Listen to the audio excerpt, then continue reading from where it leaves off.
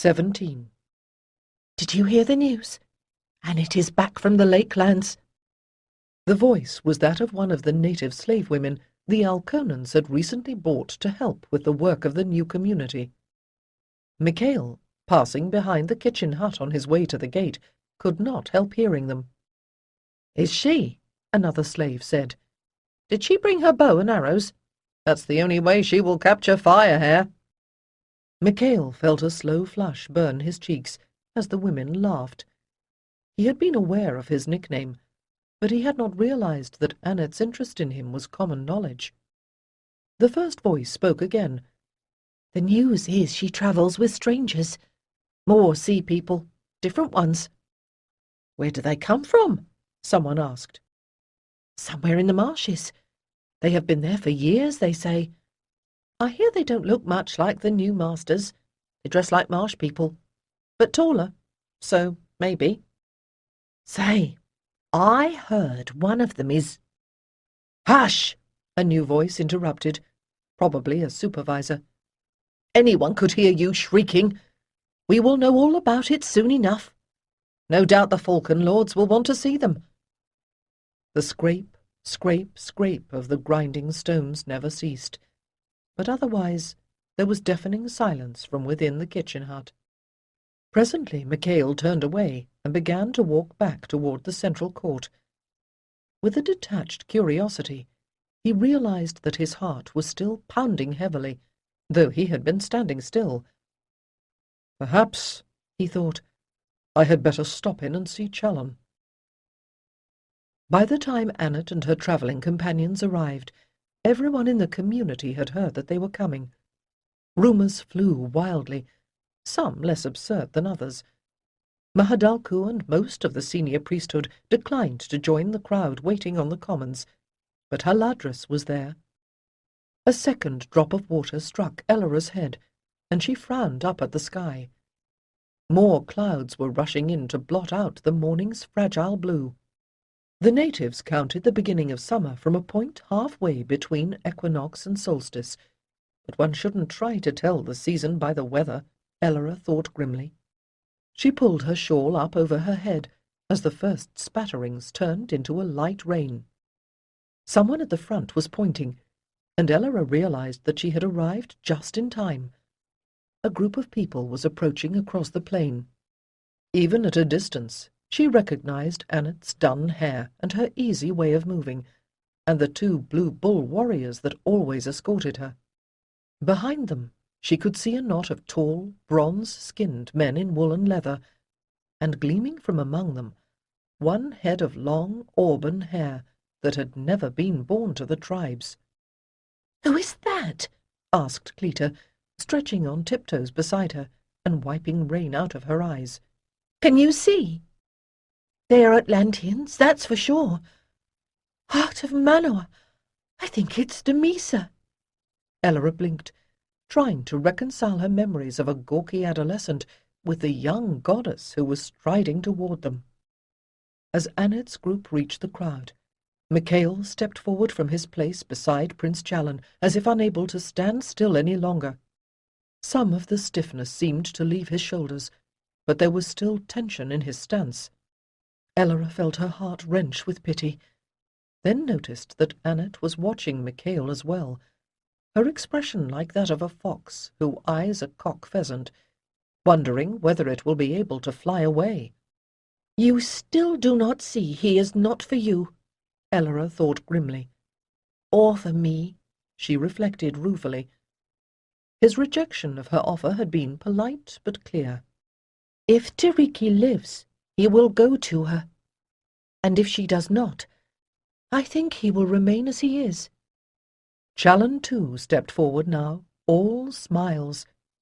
Seeing him, Damisa bent in the salutation due a reigning prince, her face radiant. She then performed the proper obeisances to Ardral and to Micail, as lords of the temple, but her gaze, it seemed, could not quite tear itself away from the Prince of Alconath. "Why, it is my little cousin!" exclaimed Chalon. "Praise to the god of roads for your arrival. Now, enter in a good hour, and let no fear trouble you while you are in my domain. Welcome, welcome indeed, cousin. This is joy beyond imagining."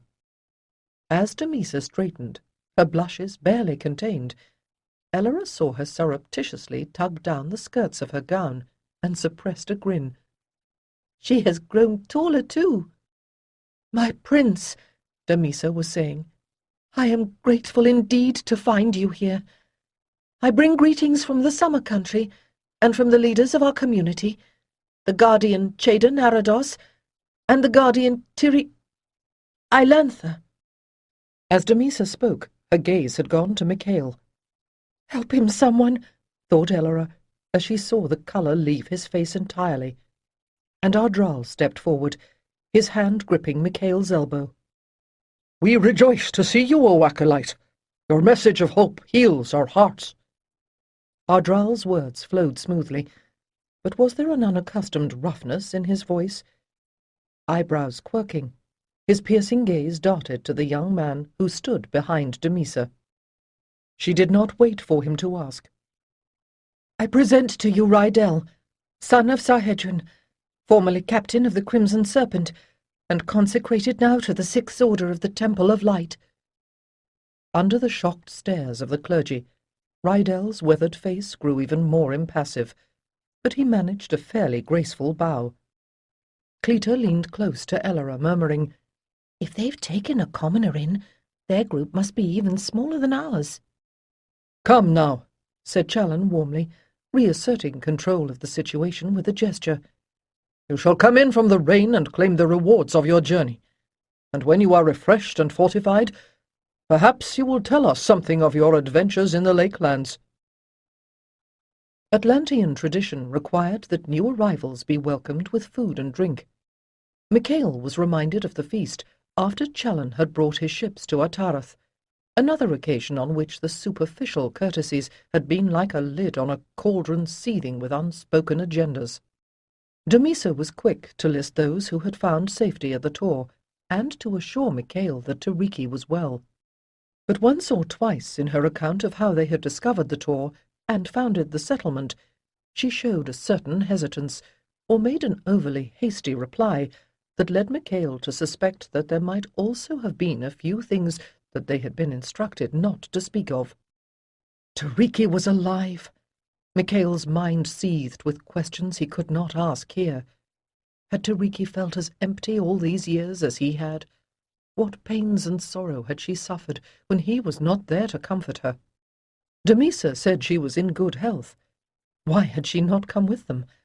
It was all he could do not to rush off in search of those blue bull warriors and demand that they take him to the summer country immediately. But they were with Annette.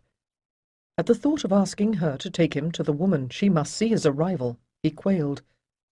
Perhaps it would be better to see what Challen intended to do. Challen's cheerful summary of events was even less candid. Good manners prevented Micail from interrupting to ask about Tiriki. He waited impatiently for a moment when he could speak with Damisa alone. But before he could do so, the prince effectively ended the session by suggesting that the newcomers might wish to go to the dwellings that had been made ready for them and rest. Rydell seemed unhappy about being separated from Damisa, but once Damisa realized that the facilities included a proper Atlantean bath, she allowed herself to be led away by Challen's servants without a backward glance. Meanwhile, the prince insisted that Ardral and Micail accompany him into the innermost chamber of his fortress, where the other guardians already sat waiting on benches with richly carven backs ranged around a blazing hearth. Micail had not been in this room before, but he found it entirely unsurprising that even here in savage Azan, where there was a floor of packed dirt under the mats and carpets, Challen had somehow managed to surround himself with luxuries. There was even a sort of throne, a good-sized chair whose posts were carven falcons. As the servants of the prince bustled about the room, making sure that everyone had a drink or food to eat, Micail allowed Ardral to guide him to a seat closer to Naran Shader than to Haladris. "I am glad we could have this meeting," Mahadalku was saying, her smile as chilly as the rain that was battering the roofs. Chedan Arados is reputed a very strong singer, and I have heard much the same of your princess." She nodded to Micail. "They will be most welcome additions, and I do not doubt we will find use for many of the others, although I am not so certain about this sailor Rydell." "He seemed a pleasant young man," offered Stethalka. "Yes, he was pleasant enough," rejoined Mahadalku coldly, "but he has not been temple-trained since childhood. How can he hope to channel any real power?" Naran Shada shrugged. "There are always a few among the Chosen 12 who did not have lifelong training, and they have done well enough. This new land is not exactly overpopulated with Atlanteans of any caste. We will face the same problem eventually, even if we find a dozen lost shiploads. And I, for one, cannot imagine that Master Chedan Arados, of all people, would allow anyone to be initiated who had no potential."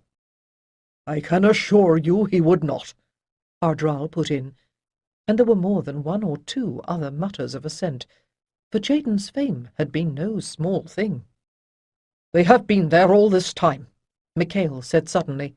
"Just over the hills. Why didn't you see them, Stethalka? I was assured that your sensitives had searched near and far. Why didn't you find them?" "Perhaps we did." Stethalka's faded eyes blinked at him, and she wrenched her withered body around a little, so as to confront him more directly. "We found several points of power in use where the energy felt familiar. I believe that a hill, such as the girl described, figured prominently at one of them. But we were looking for a place to build our sun wheel. Mahadalku and I felt that if more of our people were here, we would locate them in time. And now, you see, we have," she finished triumphantly. Micail realized that Ardral was gripping his shoulder, and his fingers slowly unclenched. To strangle the fragile Tarasadan priestess would do no one any good. "Yes, indeed," Challen murmured thoughtfully, his strong features glowing bronze in the firelight. "And now that we know where they are, we ought to bring them here." "If I might say so," observed Ardral, "it is never good to move too quickly. There might be some virtue in developing another port on the opposite coast. They are plainly somewhat closer than Belsirith." "I doubt it would be suitable," Haladris countered. "From everything I have heard, conditions there are primitive at best. What use could such a place be?" Ardral smiled grimly. "A refuge, if things go wrong here." Challen frowned. "What do you mean? It is true that the tribes are restless, but they will not be able to organize any move against us for some time. By then the sun wheel will be ready, and we will be able to direct a lethal strike to any point on the plain and beyond. The Aesir will fall into line fast enough then." Micail felt suddenly dizzy. "What do you mean? The power is to be used to build the temple." Of course," said Delan Girol gruffly. "But we can hardly build anything else without an increased labor force." Haladris added coolly, "And the power of the circle may need to be demonstrated, in order to suitably impress the tribes." "To impress?" Micail's skin prickled, as if lightning were about to strike from the clouds.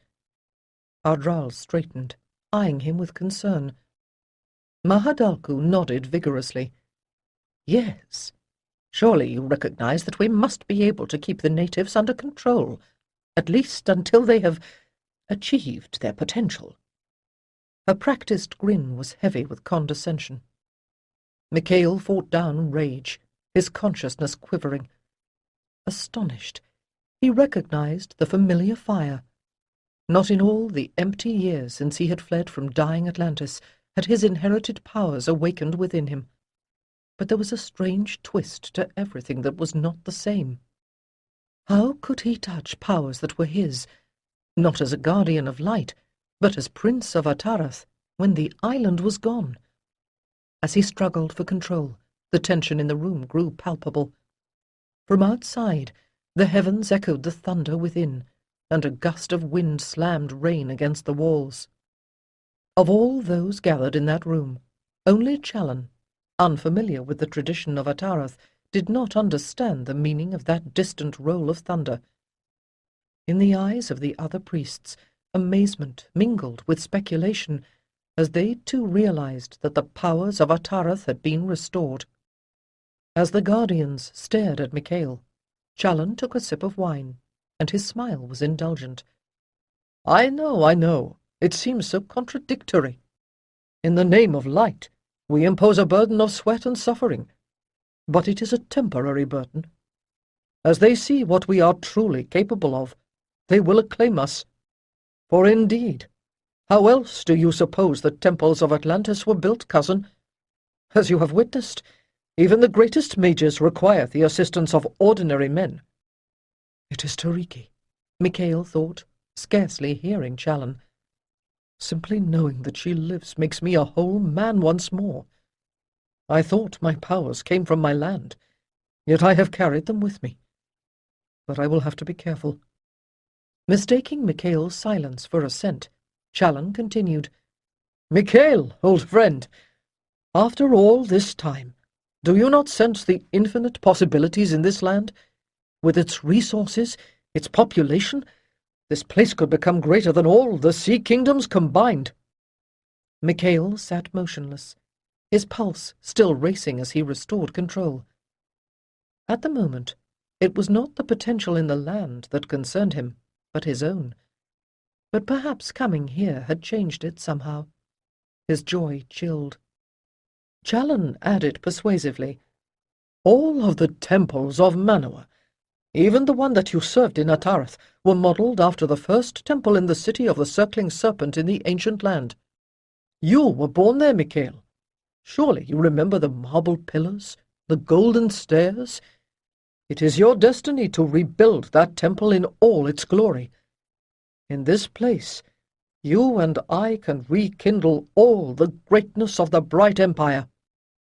But should we? Micail wondered.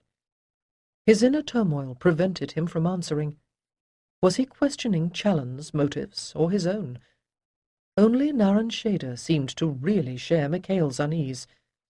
The faces of Mahadalku and Haladris were composed and serene. When he turned to Ardral, he saw in the senior guardian's grey eyes a gleam that he could not interpret. So long as we do not repeat their mistakes, Naran Shader was muttering, there were reasons why the bright empire fell. And the sea kingdoms, Micail muttered, finding his voice at last. To be sure, Challen said pleasantly. Surely, though, we can agree that we should not make a final decision now, Ardral temporized. Perhaps Tiriki and Chaden are creating something that will contribute to what we hope to achieve. The gods work in mysterious ways. Yes, Naran Shader agreed. We are not speaking of a few wayward Chelas to be swept back into the fold. Chaden is a mage, and Tiriki a guardian. They have ruled their own temple for 5 years. We need to hear what they have to say. Which is why they should be here, exclaimed Challen, turning to Micail. Godsman, you are Tiriki's husband. Where else should she be but with you? The prince shook his head. Of course I want to be with her, Micail snapped.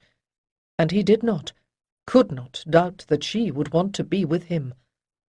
But the thought of ordering Tiriki to do as he wished appalled him.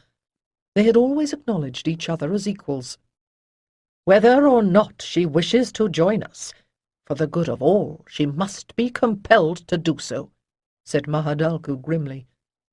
With all due respect, Lord Micail, your wife is not a senior guardian. What do you mean by that? Micail gritted. That it cannot be left solely to her decision, Haladris answered. This very equality of which you speak requires that she must take her proper place in our hierarchy. Only the traditional disciplines can preserve our way of life. Otherwise, our numbers are too few to ensure the survival of our caste. If the great Chaden Arados were here instead of there, I do not doubt he would tell you the same thing. Perhaps, said Ardral soothingly, we are anticipating a few troubles more than there are. The community at the Tor may be eager to join us. Why upset them with threats and demands? Why not wait until we have had a chance to speak with them?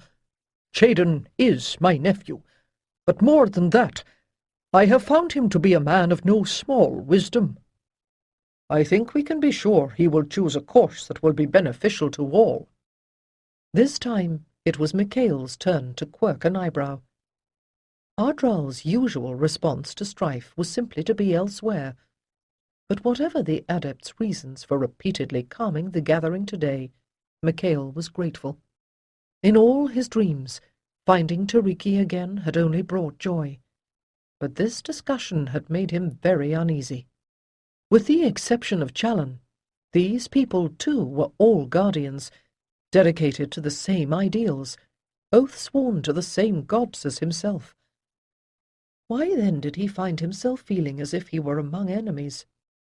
As Ardral began to move toward the door, Micail rose to follow him, but Challen took his arm gently.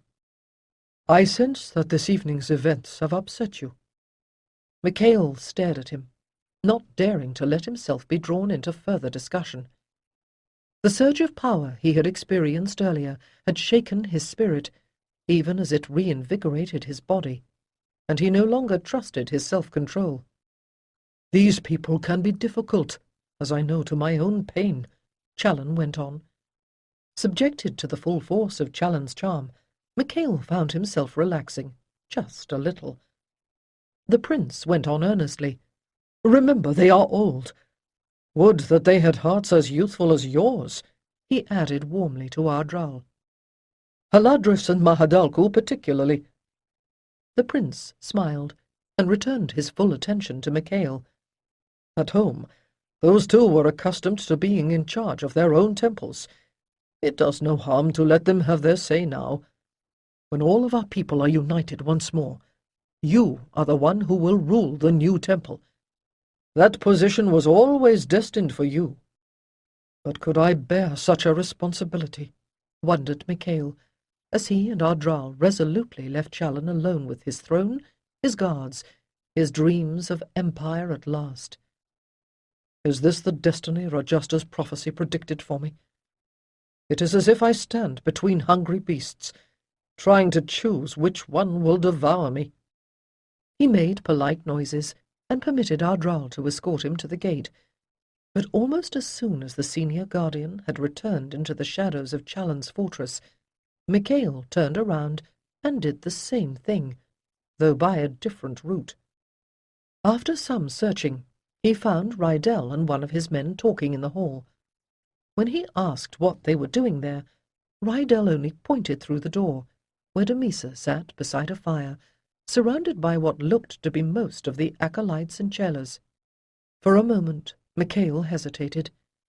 They all seemed so young, so vigorous and hopeful. Did he have a right to disturb them with his anxieties? But he had to know. Their faces turned toward him as he stepped into the light. He saw welcome and speculation, and even an unexpected compassion in Ellora's warm eyes. But then she always seemed to know when he was overwrought. Still, it was Damisa who had his attention. "Will you—" He cleared his throat. "Damisa, I do not wish to part you from your friends too quickly, but I would be very grateful if you would walk with me for a little while." "Of course." In a single smooth movement she was on her feet. "You will want all the news, and I will have plenty of time to talk to these." She paused, grinning. "Rather less holy servants of light." As they turned to go, he felt again the watchful gaze of the stranger Rydell, and almost paused to reassure the former ship's captain that he would return the girl safely. But Rydell was a priest now, and outranked even by an acolyte. Surely he had no right to question anything that a vested guardian might choose to do. "That young man," Micail mused, as he and Damisa walked away. "Rydell, he seems oddly protective. Does he imagine I might do you harm?" "Oh, no," Damisa exclaimed, half turning to glare behind her. "I apologize for him, Lord Guardian. He thinks he is in love with me." But you don't return the feeling? Micail nodded to the guard as they passed through the gate and started along the path toward the river. The rain had stopped, and the sun was setting through bands of cloud that flared like banners of flame above the distant hills. Tiriki sees that same sunset, he thought with a surge of emotion. To be honest, Damisa said dully, I suppose I gave him some reason to think I might.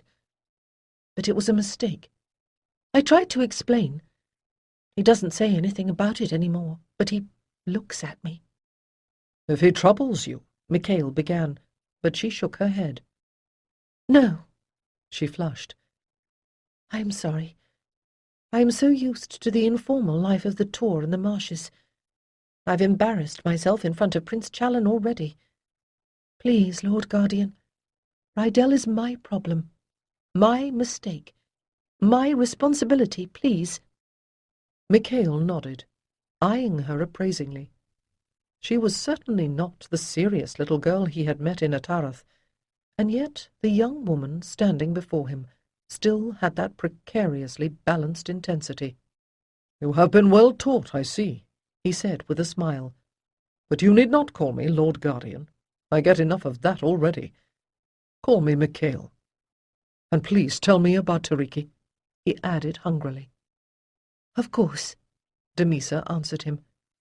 She is in good health, praise Karatra. It is she who has kept us going these past years. She and Chaden. Then why didn't she come with you? I'm sure she wanted to, Damisa said quickly. But she had already been up all night by Alyssa's deathbed. And to learn you were here, in such a strange way, it was a shock to her. Not that she ever gave up believing she would find you some day, but she had put the hope aside. So Chaden felt it would be better to send someone stronger, more expendable. I guess that means... She grinned. I expect that when she woke up and found we were gone, she was furious at Chaden and let him know it. Damisa blushed again. Micail blinked, trying to imagine his gentle Tiriki upbraiding anyone. Then it is Chaden who was your first? Not really. Oh, in a way, maybe. He always says we're too small a group to need an official leader. In almost every way, really, he and Tiriki share the responsibility. As she and I used to do at home. How else does he replace me? Thought Micail with a flicker of envy. But even as the idea burned in him, he knew that he had no right to resent anything his wife might have had to do to survive in an environment that sounded considerably more hostile than Bel-Sirath or even Azan. A light wind was rustling in the willows, and from somewhere out above the plain came the call of a hunting owl. Oddly, those small sounds only seemed to intensify the quiet. The dark ranks of trees along the river blotted out any actual sight of the plain, but even with his eyes closed, he could have pointed toward the henge. Chaden might also have felt she ought not to leave the child, Damisa said into the silence. Micail's head jerked up, the sun wheel forgotten. From his tight throat he squeezed out the words, What child? Why, hers. Yours, I mean. I am sure of it now. Domara's hair is exactly like yours. You really look like her. I mean, she looks... But Tiriki wasn't. She never told me. He wondered if his pounding heart would burst through his chest. She didn't know, said Damisa with sudden sympathy. On the voyage here, she thought she was seasick. She suffered terribly. It was Tarot who told her, the wise woman at the Tor. She has the sight. A daughter, Micail whispered. Called Domara. I should have mentioned her when I first reported, but we've become so accustomed to having her around, I didn't think. In any case, you must be just as glad not to have had such news in the middle of a meeting. Domara was born at winter solstice that first year. She turned 5 this year. A real darling. Micail, calculating in his head, scarcely heard. The dates fit. if Tiriki had conceived in those last days before the sinking. But how, when his seed had never taken root in all their years of peace? How could she have carried a babe to term in the midst of disaster? Unaware of his turmoil, Damisa continued to talk. Selast's child will be born this summer, so you see we have quite a number of children at the Tor. But I suppose there must have been a lot of births among your people too. I don't know, he muttered. To have noticed such things, he suddenly realized, would only have caused him more pain. What he felt now, he was not certain. Pride? Joy? Terror? It did not matter. His heart was singing. I have a child! Obviously, thought Damisa as she sat down in the chair Prince Challen offered her. This was her evening for interviews. No sooner had Micail brought her back to the acolyte's quarters than a servant came to summon her to the prince's court, at the centre of the compound. Since there was no hill against which the masons might have constructed a more stylish fortress, they had built up the sides with stone and plastered the walls. She settled onto the cushions, sighing as her body remembered what it felt like to sink into such softness. At the Tor they had a few hammocks, but many more hard stools, and a lot of crude benches made from fitted logs. It had been a long time since she sat in a real chair. Her eyes misted as she recognized the Alconan patterns of the hangings on the walls. A silent servant placed an elegant flagon and 2 filigreed goblets on a green and gold table and withdrew. I am dreaming, she thought. The last 5 years were an evil dream, and I am awakening safe at home once more. But she could not ignore the bitter lines in Prince Challen's face, nor the new silver laced through the black of his hair. A pale golden liquid gurgled entrancingly from the flagon into the goblets. "What shall we toast?" said the prince, offering one of them to her. "The bright empire? The 7 guardians?" "The hope of the new land," she answered, a little shyly, raising her cup to meet his. "Ha, yes!" Challen grinned fiercely. "You are indeed a relative of mine." The liqueur was deceptively sweet, but she could feel it burning all the way down. "It's rough Niiri," Challen warned her, "so be careful. I always find it is a little stronger than even I expect." He eased back in his own chair, cradling the goblet between long fingers to inhale its delicate aroma. But even as he did so, she noticed, he was surveying her with a most ambiguous smile. Damisa felt her cheeks grow warm, and could not tell if it resulted from embarrassment or the potency of the drink. "My dear, you have more than fulfilled your promise," the prince said at last. "You have matured from a delicate flower into an enchanting woman. One who knows how to propose a toast at that." She felt her blushes deepen. It was odd that when Rydell said this sort of thing, she believed he meant it. With Challen, she shook her head. Of course he was only being polite. His wife had been, a famous beauty after all. "You think me a flatterer, eh?" Challen chuckled at her discomfiture. "Well, when I take you to Belsirath, my dear, we shall dress you as befits a princess of the royal house, and then you will see some real flattery." "But I am a priestess, not a princess." She blinked up at him. He was right. This stuff is very strong. She held the goblet to her nostrils and pretended to sniff it, as he had done, then set it firmly down on the table. "When we have rescued the rest of your party from those marshes and finished building the sun wheel, we will create a new empire in this land." Challen's eyes brightened as he began to describe the cities he would raise here, the roads and harbours. His words painted a vision of all that they had lost, restored, more splendid than before. Part of Damisa's mind was wondering whether this new empire was really possible. From what Micail had said, Challen did not have that many priests or soldiers. Have old Chayden's doubts infected me? She chided herself. Have I, too, begun to think that what has been lost can never be restored?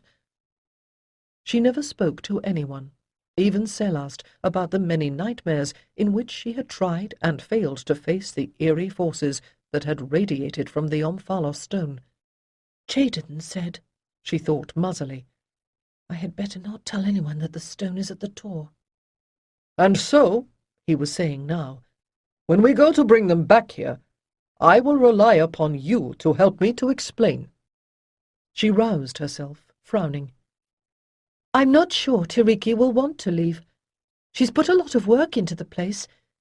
It would be better for us to simply go back and talk to them, once we can get another guide. You don't know the way, he said sharply, and a shiver of unease sobered her still more. Oh, out of sight of the Tor. One hill still looks like another to me, she lied cheerfully. And I'm sure it's not much different for Rydell.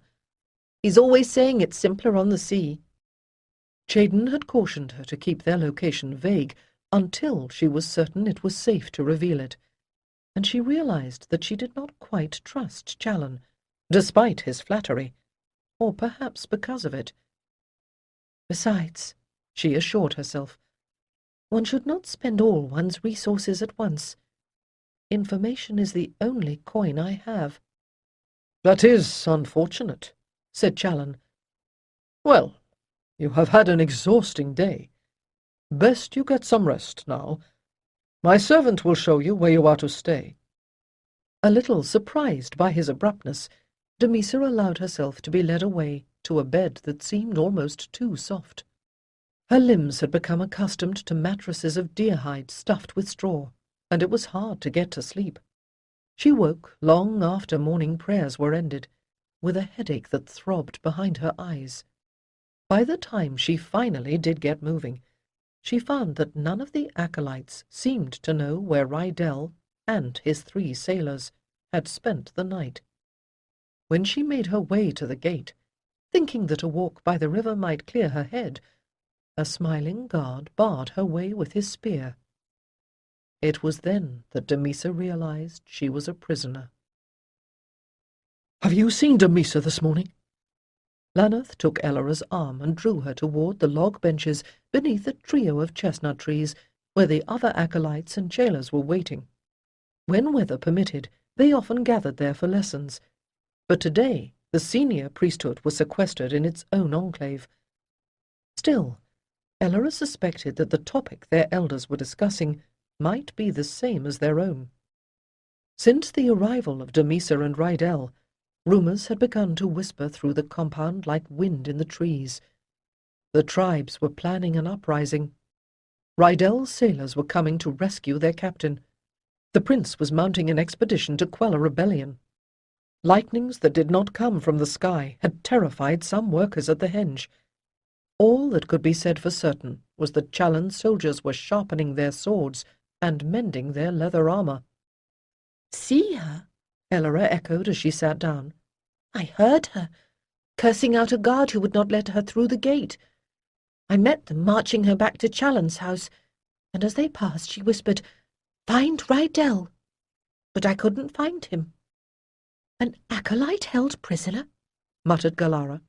"That has to be wrong." "We ought to try to learn where he is," Ellora repeated. "I don't like it," muttered Lanath. "It's like we're going behind our elders' backs." Cletus scowled at him. "Do you think they are going to ask our opinion? What choice do we have?" "I don't understand why it is such a problem," put in Vialmar, brushing his coarse black hair out of his eyes. "Why wouldn't they want to join us? I really want to see Caloran again, and the others too. Don't they want to see us? I mean, this place is bad enough." He looked across at the palisade, as if he thought a horde of maddened Aesir warriors might charge at any moment.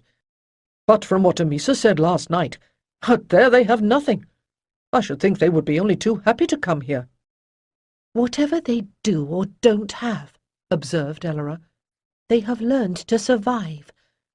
I don't know how many casks of wine Challen and the others brought with them, but when they are emptied there will be no more.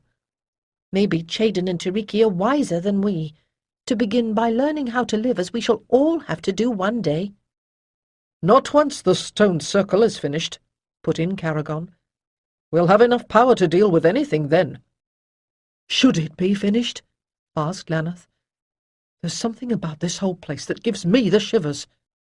"The point is, people should be free to make up their own minds, and locking them up or forcing them to move does not accord with the traditions of the temple that I learned," Elora said.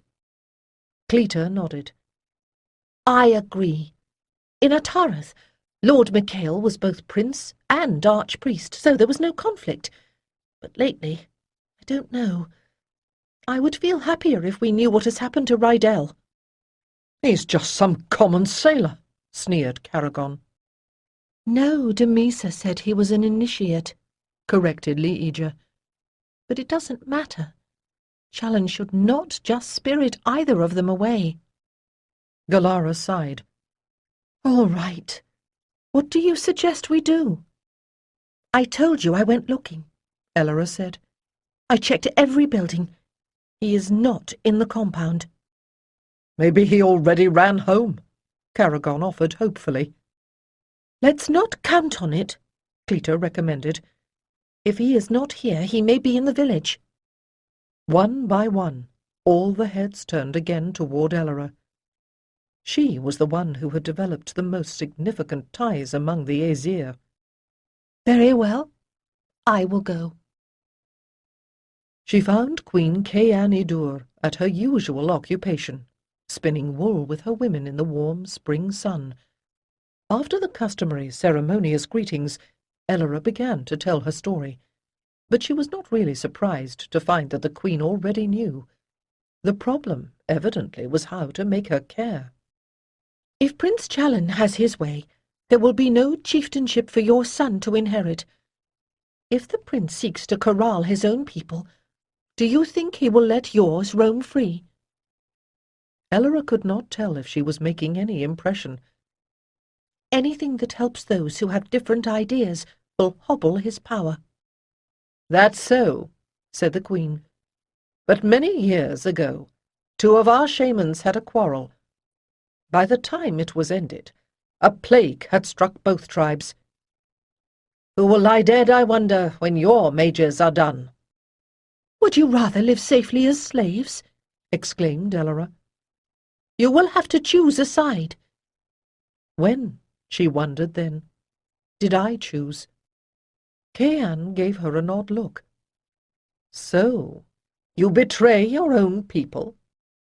"I don't believe I do," she answered soberly. "I think that some of them betray themselves. As for me, I am faithful to my gods." The Queen sketched the sign of Karatra on her breast. "This Tiriki, Lord Micail's wife. She is sworn to the goddess?" "So I have heard, although she has served the Temple of Light." "We will seek to help her." Cayan smiled. "But whether the result will be to reunite her with Micail or to estrange them is in the lap of the gods. It is not enough to release these prisoners, if that is truly what they are. Soon enough, Challen will find someone from the tribes who knows the way to the Lakelands. We do not often go there, but the way is no secret. This Rydell, too, will need a guide, or his enemies will arrive before he does. A guide and an offer of alliance," she added thoughtfully. "Else we may all be sucked into a needless war. I will tell this to Challen once they are safely gone." "Be careful," exclaimed Elora.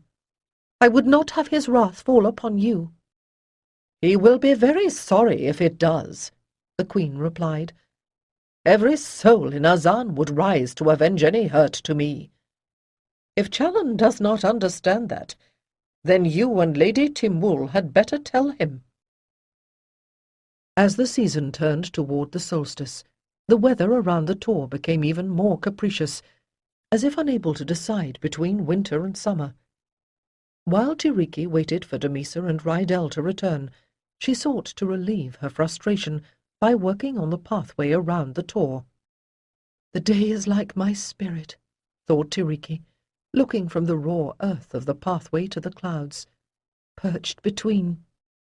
To know that Micail lived was ecstasy, but the thought of him with this native priestess was a betrayal worse than loss.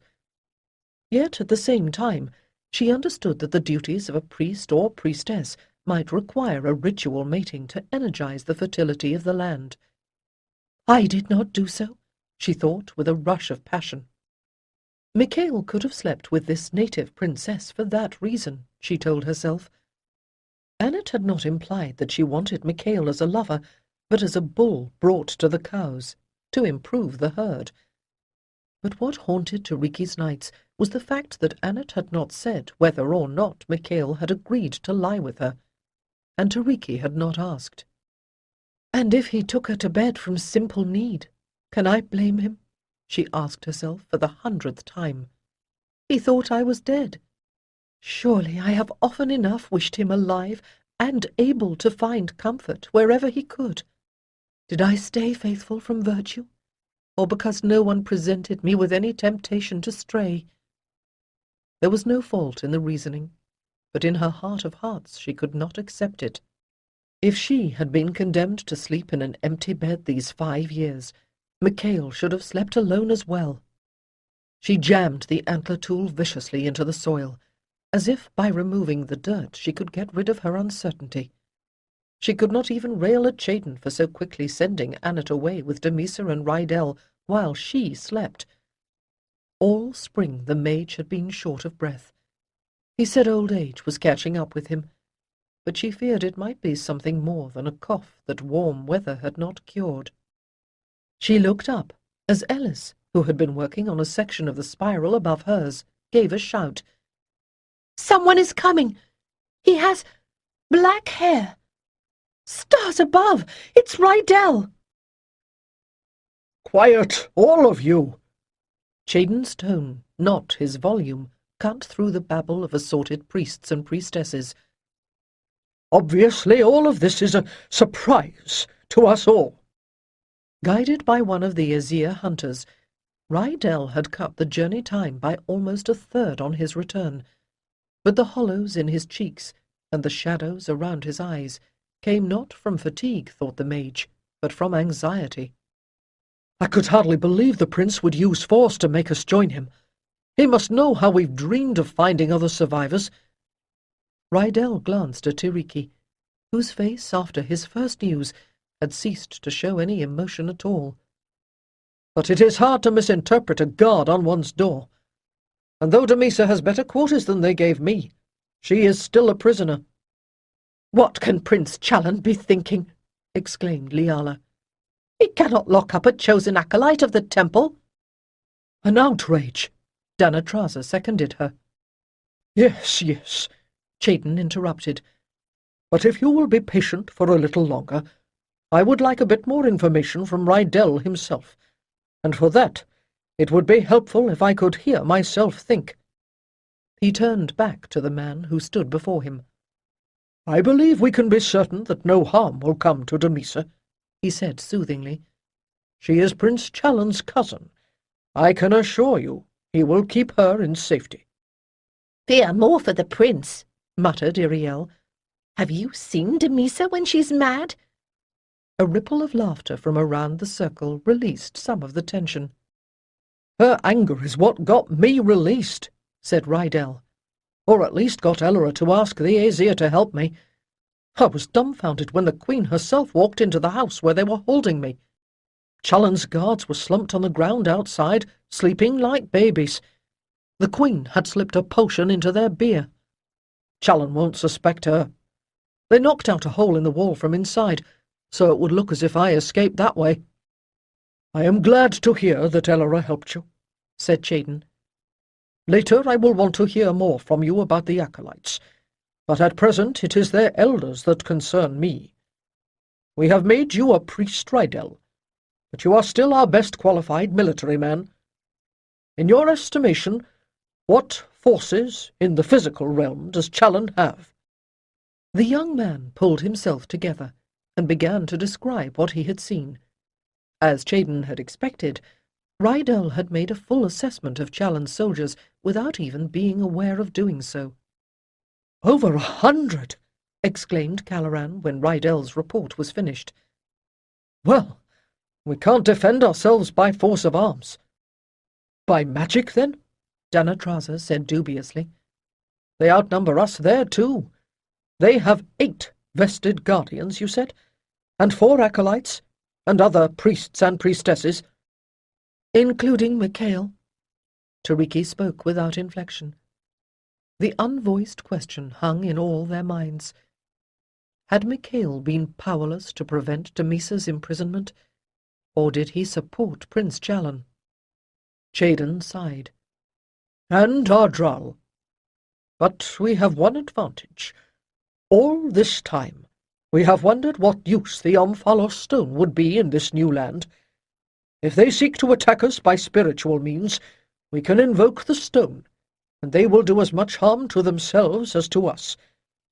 But if it comes to a true magical battle—" He shook his head. "We will all lose. No, we must win them over instead. Somehow." "We must meet with them," Tiriki said in that unnaturally even tone. "Or some of them. Not there, not here, but in a neutral location." She looked up, her voice breaking at last. "I will not believe Micail could betray me, but I cannot risk the rest of you." "We cannot risk you," Liala objected. "But Cheydon could not manage the journey." Tiriki held up one hand as he began to protest. "And we must not both go. If Micail's allegiance is in question, you must agree he is most likely to listen to me." Cheydon sighed again. No doubt this was his repayment for having prevented her from going before. He had been right then, and he suspected she knew it. But she most certainly knew that he would not be able to stop her now. "There are the remains of an old hill fort about halfway between here and Azan," said Rydell unexpectedly. "We camped there on the way. We might arrange to meet them there. I am willing to go back and tell them so." "You are willing to go back to Damisa?" thought Cheydon, but he kept silent. Rydell's devotion did him credit after all. "Very well. We will take 2 of your best sailors as escorts, but no more. This is to be a parley, not a fight," Tiriki reminded him. "Perhaps Challen will come in force while I am gone, so we must keep as many men here as we can." She surveyed the room full of faces. "Ellis, Rendano, would you be willing to accompany me?" Cheydon did not expect either of them to decline, and they did not, although it would have been hard to say which of them looked more uneasy. Even now, the thought of contesting the will of a famous adept like Ardral would have given him pause. Cheydon found himself wondering again what position his uncle held in Challen's new community. Rydell had only briefly encountered Ardral there, and they had not spoken to each other, but Annette's description of the old adept lingered in Cheydon's mind. By now, the canny old man probably knew what was going on better than Challen or Micail did. "I know all of them so well," the mage thought. "I should be there. But Tiriki is right," he realized, as a sharp twinge in his knee reminded him of his own fragility. "I really cannot make the journey now." "Tiriki," said Cheydon as they left the meeting hall, "I hope that it is entirely unnecessary for me to tell you to be careful. But remember, the riddle of fate is that we continually choose our own nemesis, and it is not usually the one we think we are choosing at the time."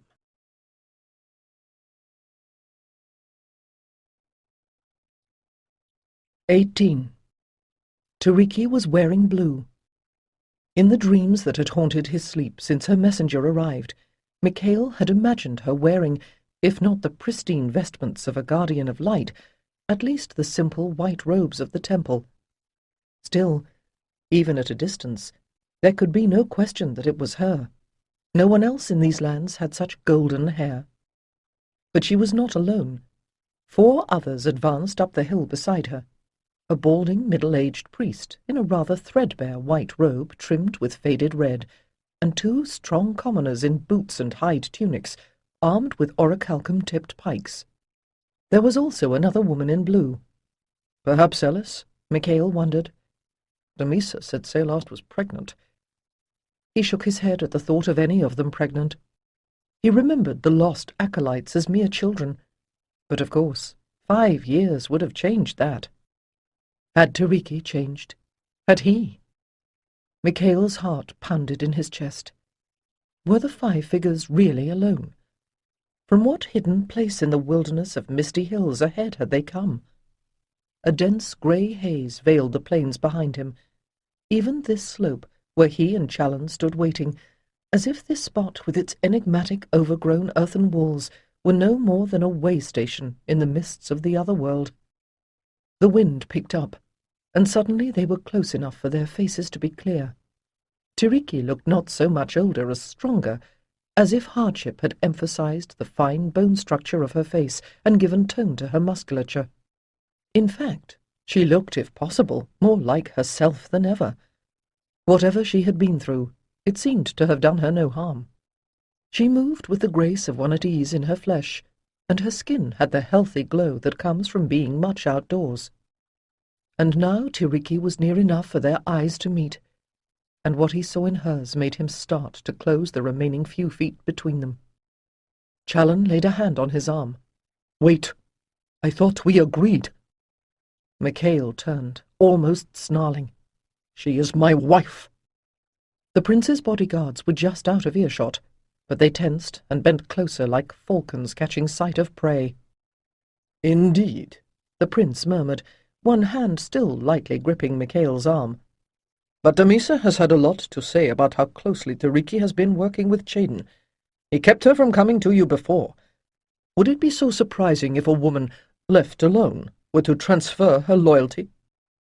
Ever since we left Azan, you have been pouring this poison into my ears," Micail growled. "Just look at her robes," Challen tried again.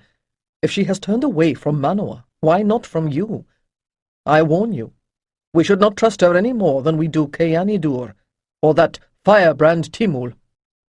Unless you propose to stop me with that fancy blade on your belt, I am going to talk to her, alone if I may, with you if I may not." Tiriki could not but notice the tension between the 2 men, the anxious hovering of Challen's swordsman. Micail saw her gaze grow even more expressionless as he frowned. "My lord Challen," she said with a formal nod, "may I present my companions, the acolyte Ellis, and Rendano, formerly a priest of the temple on Akil." "I am not frowning at you, my darling," Micail thought desperately. "What are you feeling? Look at me." For 5 years he had lived within an invisible wall. When he learned Tiriki still lived, it had begun to crumble. Now he could feel the pressure of his need for her about to burst within him like a rushing flood. "It is not for me to welcome you to this land, where we are all only travellers," Tiriki went on. "I perceive that the Great Mother rules here as at home. Therefore we greet you in her name, in the name of Karatra, whom we called Ni Terat in the old land." Surely this formality is a defence. Perhaps I appear equally cold to her, Micail told himself, as Challen began to reply with something about honour and fortune and meetings. "I dreamed of this day, but there was never any dream like this. How can she be so controlled? She is my beloved, yet she is like a stranger. Tiriki!" It was less a greeting than a groan, but he no longer cared. She looked at him then, and he felt the jolt of contact between them. "It's all right," he thought in relief. "Words can wait. The bond between us is still here." He stepped forward to take her in his arms, seeking her lips as a man dying of thirst seeks a well. After an endless moment, he realized that Challen was speaking once more, and reluctantly he let Tiriki go, though he still kept his arm linked through hers. My lady, let me say first that I am very sorry for any misunderstandings that may have clouded what should only be the most joyful of reunions. I am sure that your messenger Rydell was a fine ship's captain, and he is no doubt possessed of other talents as well, but I suspect he may not quite be up to the nuances of communication at the higher levels of society. The touch of Tiriki's spirit warmed Micail, as if he stood beside a flame, but her expression was contained once more. Challen took it as a sign of Tiriki's agreement, and gestured toward the group of folding stools and tables that had been set beneath an awning. On a pole beside it, a circle of falcons fluttered on a banner of Alconan green. Please, let us sit for a while and talk quietly, as friends should, for surely that is what we are. We have provided some good local cheese and fine waybreads for your refreshment, along with a bottle of Tarasadan wine. Your hospitality is most welcome, my lord, said Rendano, and sat down almost eagerly. Ellis uneasily took a seat next to him, and toyed nervously with the food. "This is pleasant," said Tiriki. "One might almost think oneself on a jaunt to the back country of Atarath. The hills were almost this green in the spring, and as likely to be covered with ruins." "Indeed, there are many similarities," Challen began, but her gentle voice overrode him. "But what will you drink when this wine is gone?" She turned her silver goblet enough that the sunlight touched the ruby liquid within, then set it to her lips and drank it down. "An interesting point," said Challen. "It is true that this particular vintage is now hard to come by, but we shall have something not too different once the trade routes have been re-established. Oh, yes, the wingbirds will fly again, my lady. Already we have built 3 fine new ships, and there are more in the making." "You mean to rebuild your principality, then?" Prince Challen smiled. "A principality? Nay, an empire, brighter than before. The population to support it is here, and thanks to men of wisdom like your husband, the power to rule it." Micail suspected that he could not have spoken had he wanted to. Tiriki's fair face, her cool eyes, grey-green as the sea, that vision was enough for him, even when her glance turned toward Challen. "It is true," said Tiriki quietly. "There is power in this land. And you have been building more than ships, I hear." "Yes," the prince said and smiled. "A sun circle, a henge.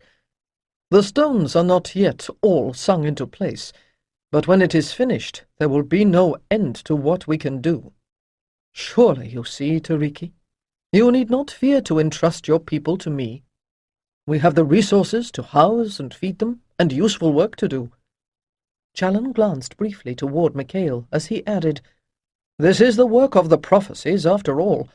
Your husband is laying the foundations of the new temple." "Yes, you must come," exclaimed Micail, taking refuge from his emotion in the superficial talk. "What I have heard about those marshes has filled me with horror.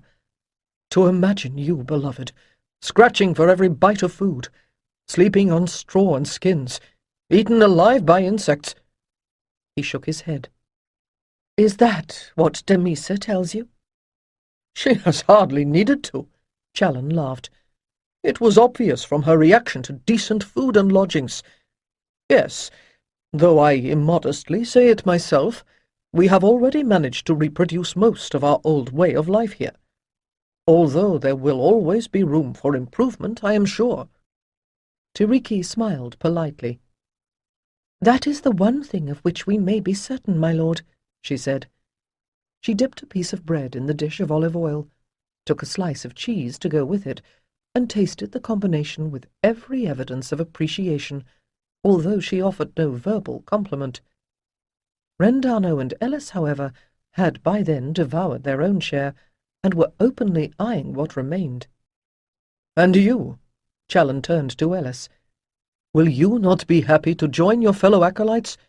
And you, my lord, are the priests of your temple." Rendano only smiled politely, but Ellis nodded vigorously, saying, "I would love to see Elera, and Cleta.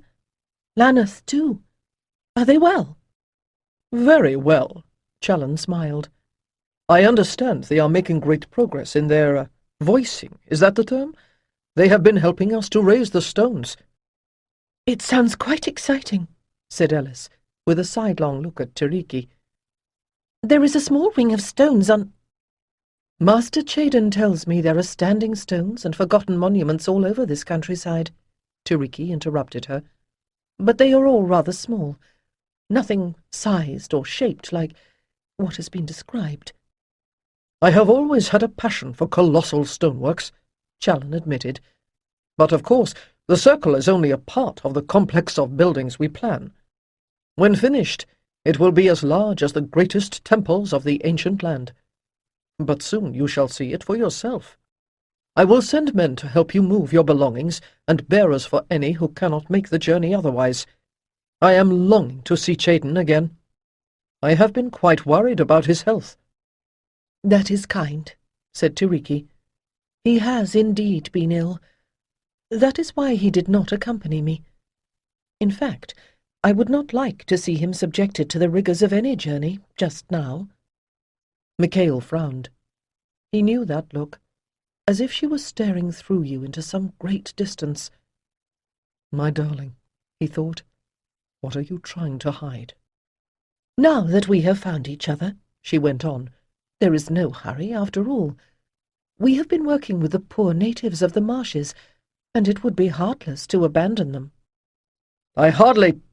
Challen's face darkened as he restrained his temper. I quite understand, he muttered. You know, you should have met my wife. She was quite sentimental, too. He took a deep breath. Micail, I have been thoughtless. You and Tiriki must have so much to say to each other. Why don't you walk together for a little while? The unspoken words, and talk some sense into her, were as clear as a falcon's cry. Tiriki's hands were warm, just as he remembered, but not so soft, and her fingers were lightly calloused. Micail turned them upward in his own, tenderly caressing them, and frowned at each tiny cut and scar and scratch. Your poor, beautiful hands! What have you been doing?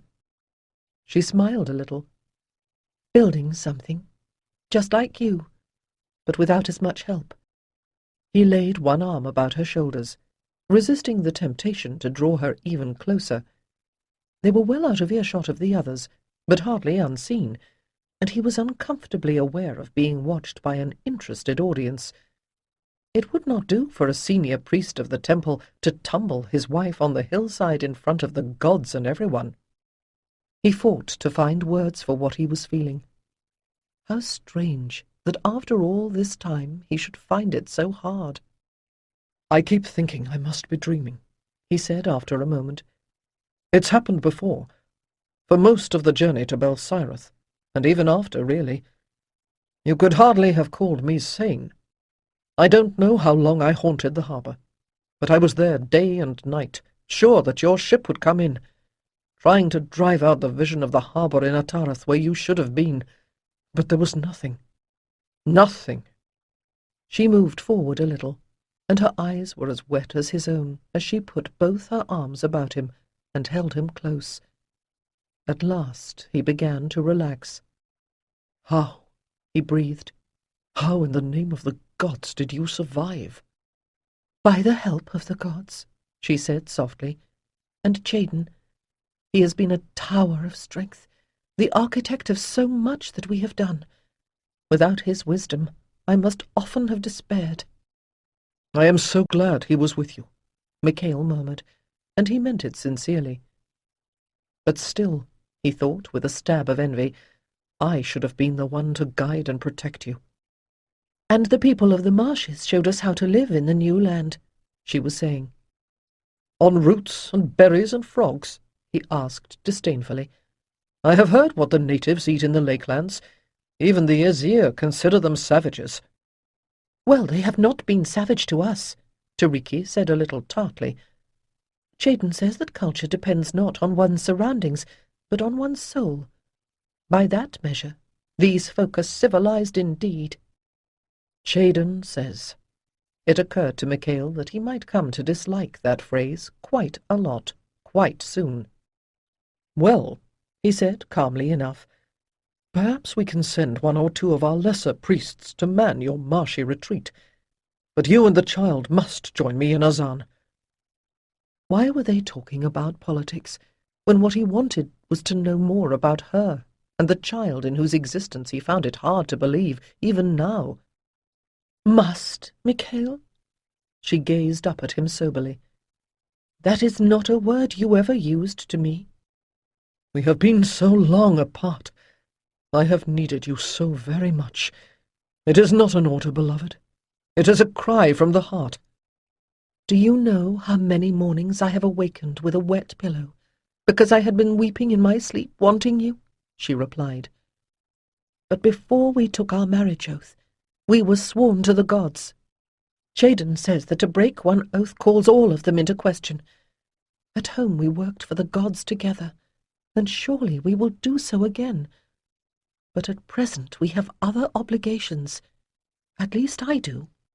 The marsh folk have given up their old ways to become part of our community, and we cannot simply abandon them. If it is otherwise for you, why not leave Azan and come to live with me?" About to answer, he realized he did not know what to say. If he told her that it was not the same, that his work with the sun-wheel was more important, she would be insulted, and rightly so. He could not leave the henge incomplete. And if he told her of the intensity of the power that he had contacted here, would she be afraid? "You see?" She smiled a little, reading his thought as she used to do.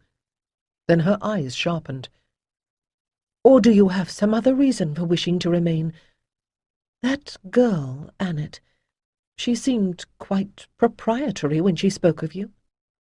"There is nothing between me and her but wishful thinking, on her part." Had he protested too swiftly? "I could hardly blame you if you had given in.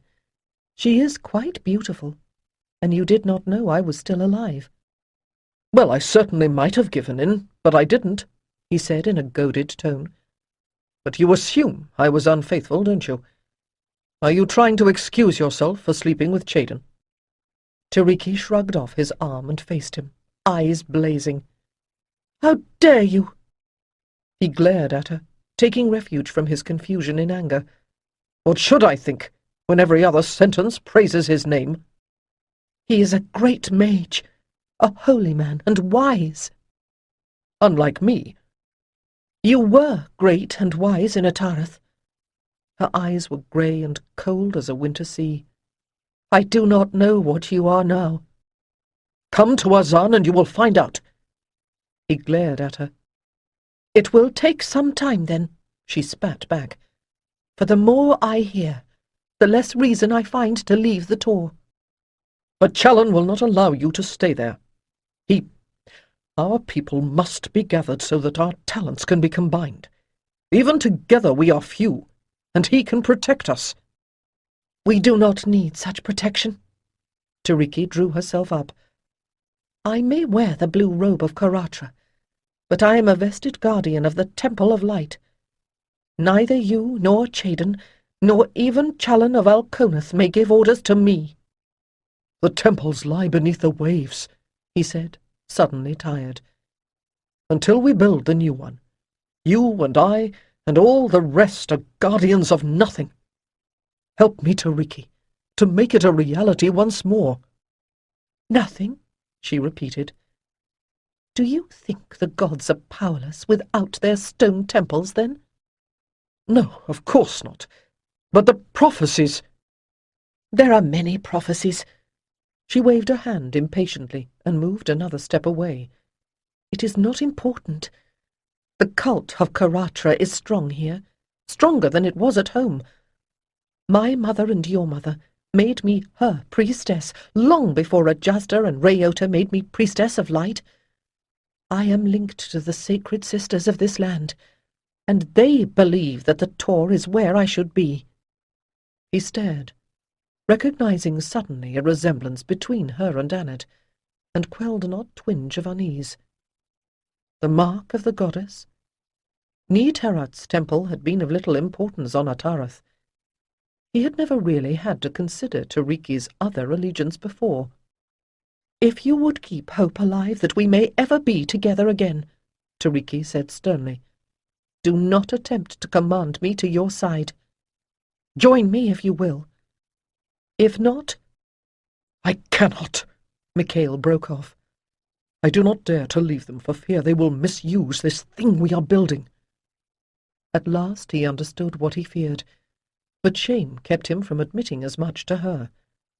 He would make sure the Sunwheel could not be used to serve Challen's fantasies of power, and then he could let it go. "Surely you must have your reasons, Micail." She seemed to believe in his sincerity, even if she did not understand him. "I will not question you if you truly believe that you must remain where you are for now. Our lives are not our own," she added, and he was relieved to hear some trace of warmth in her words once more. "You said that to me, long, long ago, and lately I have held it in my heart, for I see that it is true. We must fulfill our destinies, together or apart." "Only for a little while," he said desperately. "I cannot explain just yet." Micail cast a quick glance up the hill and saw Challen watching them. "Believe in me a little longer, as I believe in you." For a long moment she stared into his eyes. Then at last she sighed. The prince was coming toward them. "Tiriki," he said swiftly, "do not disagree with me when I tell him that you will be joining us soon." He waited until he saw the last of her anger leave her eyes. "Ailantha," he said then, "how I love you." "Oh, Cinnamon, I love you." In the echoes of their temple names he heard a vow. For a long moment then they gazed at each other, memorizing every feature, every line and curve, as if they might never meet again. Then she took his arm, and together they started back up the hill. Damisa was sitting beneath the ancient oak tree in the enclosed garden of Challen's fortress when two of her guards announced a visitor. She grimaced with annoyance, half inclined to tell them she was not receiving, and see if they obeyed her. Despite their courtesy, it had become obvious that however protective it might be, she was surely in custody. But Challen had ridden off somewhere, and she had exhausted the little garden's potential for entertainment. Besides, it might be someone she wouldn't mind seeing. She half rose, her mouth opening in astonishment, as Rydell was escorted in. "I didn't expect to see you again," she said, as the guard bowed himself backward and closed the gate. She had risked Challen's anger to help Rydell. Staying saved seemed the least he could have done in gratitude. "You should have known better." He seated himself on one of the benches, looking around him with the self-possession that had always characterized him, even on the tossing deck of a ship in the midst of a storm. "At least you did escape. I was half sure they'd just killed you. They showed me the wall you broke down. How did you ever? Oh, never mind. Why in the name of all the stars have you put your head back into the noose?" "I was sent back with a message. The prince and Micail have gone to meet with Tiriki. On neutral ground," he added, when she started to protest again. "Someone else could have carried it," she muttered. "Our community is not so large we can count anyone expendable," he said dryly, "and I knew the way. Besides, how could you think I would leave you here a prisoner? Although—" His gaze moved from the cushions of the carven chair to the finely wrought table, where a matching flagon and goblet gleamed like orichalcum in the sun. "They seem to be treating you well." "Oh, yes, the cage is quite luxurious." She poured wine into the goblet and held it out to him. As he leaned forward into the sunlight, she saw the red mark of someone's fist on his cheekbone. "Are you ready to leave?" Rydell sipped and set the goblet down. "Yes," she said at once, but then turned away, not wanting him to see her blushes. "No," she began again, but once more stopped short. How can I choose when I see hazards on every road? If only Challen would trust me." "You believe him?" Rydell sprang to his feet, staring down at her. "He wants to restore the glory of Atlantis. Don't you?" Let me rephrase that." Rydell paced a few steps away, and suddenly turned. "Do you believe in him? Do you believe that his vision of the future is what you are meant to promote in this land?" "I? But—" She found she could not meet his eyes. "I don't know what you mean." Rydell moved closer, replying softly, "Don't you? Then why didn't you just tell Challen how to find the Tor?" "It is not for me to make decisions for Master Jaden." Damisa, in turn, paced away, covering the distance to the wall and back again before she even tried to speak again. "Or for Tiriki," she began. "I mean, we all have to choose. I don't know." "Oh, that's clear." Rydell leaned against the oak tree, arms crossed. She was not quite sure, but she thought that the expression on his face was a smile. "What an exasperating man," she thought. Since her cruelty to him after their encounter the year before, he had never again spoken of love to her, and yet today he was no longer radiating that horrid, resentful pain. It was as if, without a word said, they had arrived at a new relationship, or he had, and his new certainty made Damisa feel more confused than ever. "I'll ask you a question," she said. "You say you came back because of me. If I decide that Challen's right, will you support me?"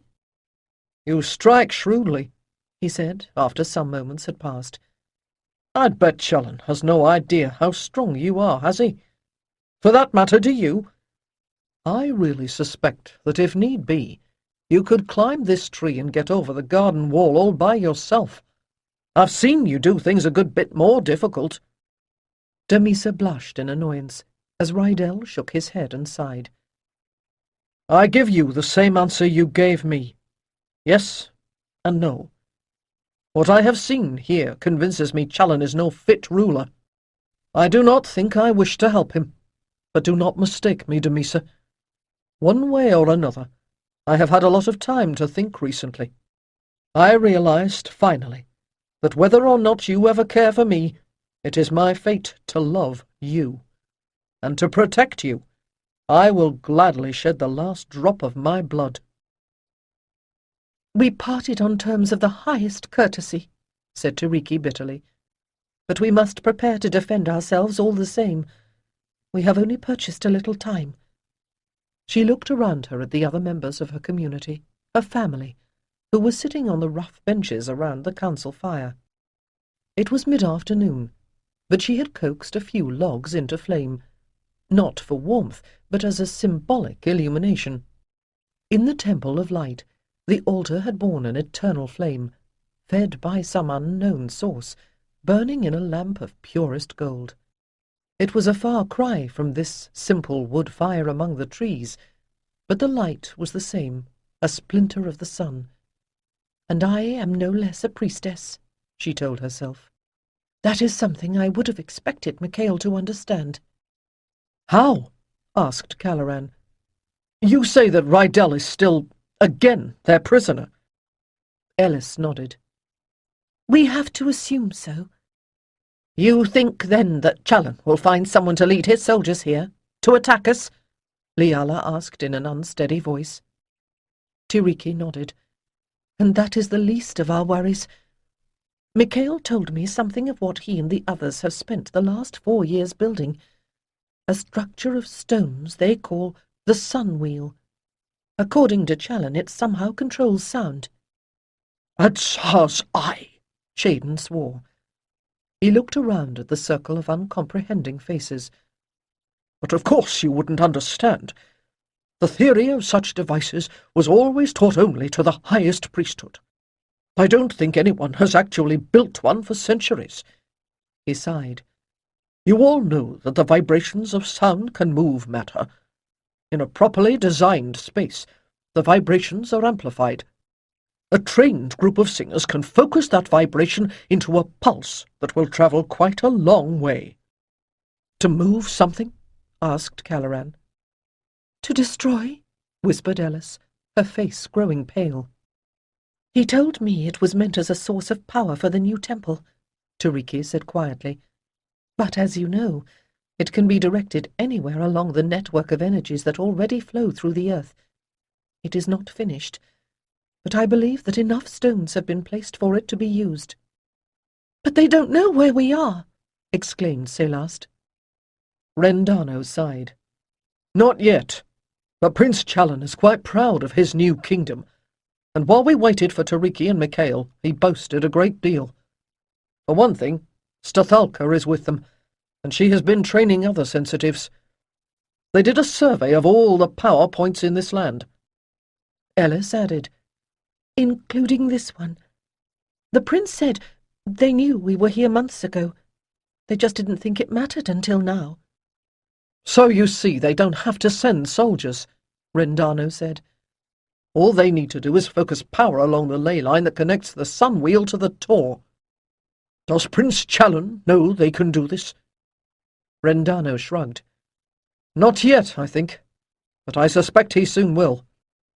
Chaden was shaking his head. I do not believe it. I thought Ardral at least would be too wise to allow. He is a great adept, Rendano interrupted, but only one among many. Mahadalku and Haladris and Ocathral of Alconath, even Valadur the Grey. They are Challen's most ardent supporters. Chaden's expression grew bleaker with each name, for he knew them all. They support this madness, he repeated blankly. I too could hardly believe my ears, Tiriki answered, as she quickly reached to clasp his hands in her own. But Micail is not without his supporters. Jeretaran and Naran Shader are there, among others, and the acolytes seem to regard him highly. But still, they are effectively outnumbered, and Challen somehow dominates them all. But how can any of them truly understand what they are risking? Except for Micail. They did not see the face of the power that broke Atlantis. Tiriki's voice broke. They have never seen D-House. Hush, said Chaden. Hauling himself upright, he took his turn in trying to comfort her. With a little shock, she realized that his beard was now completely white. For a moment, Tiriki allowed herself to rest her head against his chest, angered anew as she remembered Micail's jealousy. It was like accusing her of sleeping with her grandfather. Gently the mage patted her hair. Neither Ardral nor Micail will allow them to misuse their powers in such a way. Do you truly think so? She straightened, wiping her eyes. I wish I could be so sure. I thought I knew Micail, but there is something new in him. For 4 years his whole life has been dedicated to building that ring of stones. I don't know if he can abandon it. If they do use it to send power against us, what can we do? Liala asked. Her voice wavered, and pity wrenched Tiriki's heart. She is too old to have to face such a trial. And Chaden. Alyssa. Tiriki surprised even herself with the answer. She said something in her last ravings. At least I thought she was raving at the time, said Tiriki slowly. She was muttering about a war in heaven and a ring of power, and then she cried out very loudly, "The seed of light must be planted in the heart of the hill." There was silence, in which they all stared at Tiriki, plainly waiting for something more explicit. Tiriki swallowed and tried. I think she meant that we must use the Omphalos stone.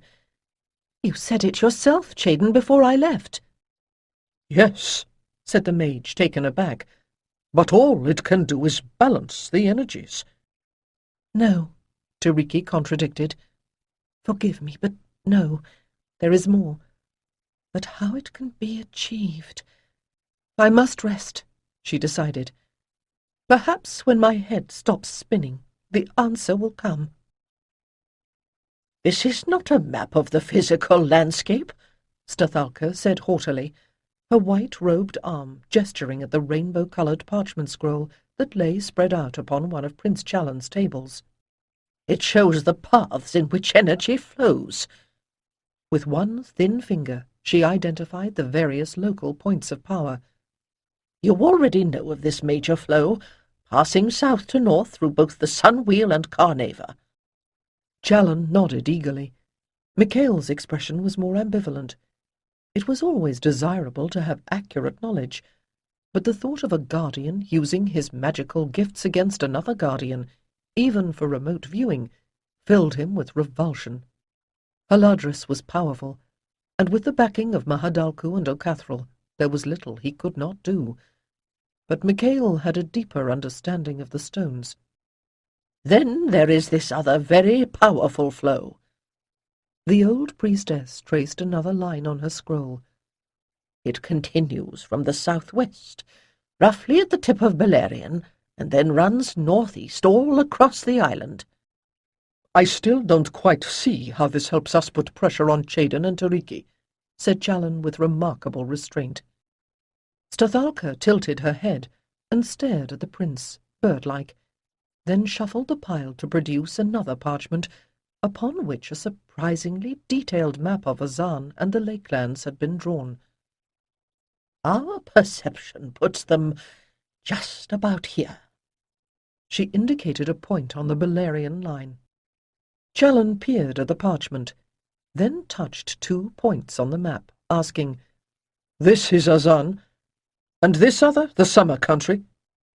Challen peered at the map again, angled his head, then examined it more closely. At last he looked up again with a wide smile. "This," he held up the map, "this gives us a significant tactical advantage." He then turned to Micail and put a hand on his knee, saying earnestly, "Now I feel certain we can conclude this matter without harming anyone." Micail bristled, but somehow managed to smile, quelling his anger and disbelief with the thought that if he allowed them to push just a little, enough for Tiriki to comprehend their power, then she would have to admit that maybe Chaden could not protect her better after all. Chaden's staff slipped on the muddy path, and Iriel reached out to steady him. Ahead of them, Caloran, Cadis, Arcor, and Otter staggered beneath the weight of the cabinet. Battered and scarred by its long voyage from the crypts of Atarath, the wooden chest still contained, if only barely, the Omphalos stone, although the weight of it seemed constantly to change, as if the box itself resisted their every effort to keep it moving along the path. "I'm all right," the mage muttered. "Help the others. Iriel light their way." He was not all right, Tiriki knew, but no human hand could steady his spirit. Just as the stone, struggling not to be moved, shook and twisted in its cabinet, that same roiling energy shook and seared their souls. Just ahead of them, the mouth of the cave yawned out of the darkness, its base dimly whitened by the stream that gurgled toward its confluence with the waters of the Red Spring. Tiriki was about to step into the cave, but just there she paused, bending a little to let the light of her torch illuminate the interior. At least, she thought grimly, we do not have to worry about earthquakes bringing this hill down around our ears. Over the past 5 years, all of them, except, of course, poor Alyssa, whose sensitivities gave her little choice, had tried not to think about the Omphalos stone. Chaden had said that much of what they were doing even now had been prophesied, but so long ago that the prophecies had mostly been forgotten. Was everything foreknown and forgotten? Was she only another puppet in a drama, dancing for the pleasure of jaded gods? Surely Rajasta had never predicted that the survivors of Atlantis would war against each other. Or had he? Struck by the sudden return of all her doubts, she turned to look back imploringly at Chaden, but he only shook his head. Closing her eyes, She steadied herself for what was to come. If Micail could not dissuade the other priests from using the sun wheel against them, or worse still, if he were persuaded, or deluded, or constrained to help them, she would find herself pitted against him. As she advanced into the cave, she found herself almost wishing that she, like Alyssa, had died before seeing this day. As Iriel cautiously followed Tiriki inside with another torch, the mage, summoning an inner reserve of strength, helped to guide the movement of the carriers as they struggled and fought to get the cabinet into the grotto. But Chayden's thoughts were distracted with visions, not of the future, but of the events that had brought him to this dreaded moment. Yet the life that he had lived, and the many incarnations in which he had served the gods before that, had taught him only too well that death could but delay one's fate, not change it. Putting off destiny only made the next life harder. But he did wish that he did not always feel so very tired. "It is the stone," he reminded himself. "It knows that we mean to use its power, and it will have its price." With heartfelt grunts, the carriers struggled wearily along the passage, following the flickering torches. Often they were not even sure if they were climbing or descending. The air was cool at least, but it was dank, and the density of earth and stone above weighed on their spirits. "We are children of light. We fear not the night," Caloran began singing rather grimly, and with relief the others joined the song. Let sorrow make a space for joy, let grief with jubilance alloy, step by step to make our way, till darkness shall unite with day. Here! Tiriki's voice echoed back down the tunnel. This is the arrow I drew to mark the spot. You see? There is the spiral pattern pecked into the stone. Don't touch it, she warned as Iriel reached out. It has the power to hypnotize us and distract us from our necessary task. The footing here was smoother, and the bearers could go more quickly. The stone was becoming less restive too, as if it now understood where it was being taken, and approved. The passage curved around and doubled back upon itself several times, but it did not take long for Chayden to recognize, with a small jolt of satisfaction, that it was, in fact, the same pattern that they had been carving upon the surface of the tor. When walking a maze, the final turnings may draw one inward swiftly. Chayden hurried after the bearers, as if caught up in the current of a stream, but this was a current of power that carried them all into another tufa-crusted chamber, barely big enough for them all. "We have done the right thing to bring the stone here," Chayden thought, as he and Tiriki bent to unfasten the latches. Although the shielding effect of the many feet of earth and stone around it made its energies less disruptive than before, he could feel the power of the Omphalos surging even before the heavy lid began to open. "Gently, gently," he urged, as Tiriki freed the side panels of the cabinet from the framework and laid them aside. The stone was already glowing in its silken wrappings like the sun through clouds. "Truly the gods have guided us," whispered Tiriki. "See, there!" She pointed to the center of the chamber. A hollow that might have been made to hold the stone. Allowing Caloran to assist, they dragged the broken cabinet closer. Then Chayden set his hands around the swathed, egg-shaped stone and began to rock it back and forth inside its box. At his touch, its inner fires awakened, and the frame cracked in 3 places, the pieces falling to the ground. Chayden gasped as a surge of power ran up his arms, and hearing him, Iriel dropped her torch and shrieked. Everyone else froze in place. "Let me help!" Tiriki cried. Her torch, too, had failed, but the chamber was becoming brighter, and the white tufa surfaces glittered. "No," he insisted, gesturing to them to stand aside as he ripped away the last of the silken cloths. Alone, he could use the stone's own power to move it, but it was like trying to hold a burning coal. All at once, the stone's power surged again, teetering dangerously before him for a long moment before it settled onto the waiting hollow.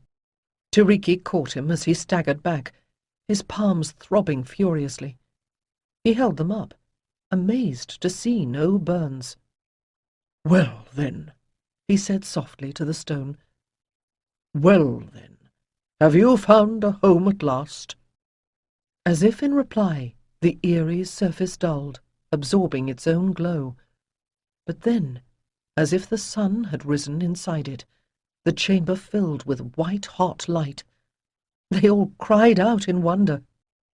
"The sacred centre is our frame," Cheydon intoned. "where all is changing, all the same." All together they sang the verses, palms extended toward the stone, until its overwhelming brilliance muted to something more bearable to mortal eyes. With a long sigh, Cheydon groped for the staff he had leaned against the wall. As the others, too, fell silent, Tiriki laughed a little breathlessly. "My betrothed died to save this thing," said Iriel quietly. "I hope that it will save us now." "Pray instead that its powers will never be needed," said Cheydon roughly. "Think only that we have done well to give it a proper setting. Where the Omphalos rests is the navel of the world. Once it lay hidden and unknown in the ancient land, until Ardral and Rajastar and I were called to carry it to Atareth. Now it has come to this place. Here let it remain, and bring only balance and light unto the world. May it be so." "So let it be," the others answered in chorus, voices chastened. "Now let us go," the mage said sternly, "and fervently pray that we need never think of the stone again." but even as he spoke, he knew that they would not be so fortunate.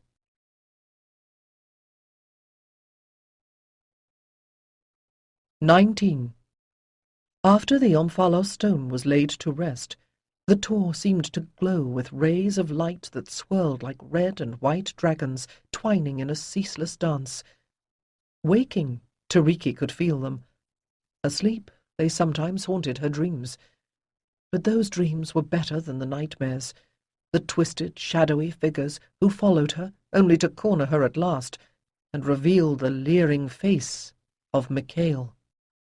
After the third night in which such dreams robbed her of rest, she took refuge with Tarot. Before Cheydon and the others, she still thought it best to pretend confidence in Micail's good faith, but keeping her doubts to herself was plainly not helping. Tarot was close enough to care about the outcome, but not immediately involved, and the old woman was wise. Another such night, she thought grimly, and I'll be raving like Alyssa. Karatra rest her. Leaving Damara in the care of the nursemaids, she started up the path, pausing once to note the condition of her favourite patch of wild garlic, and a little farther on to pluck a spray of wild thyme.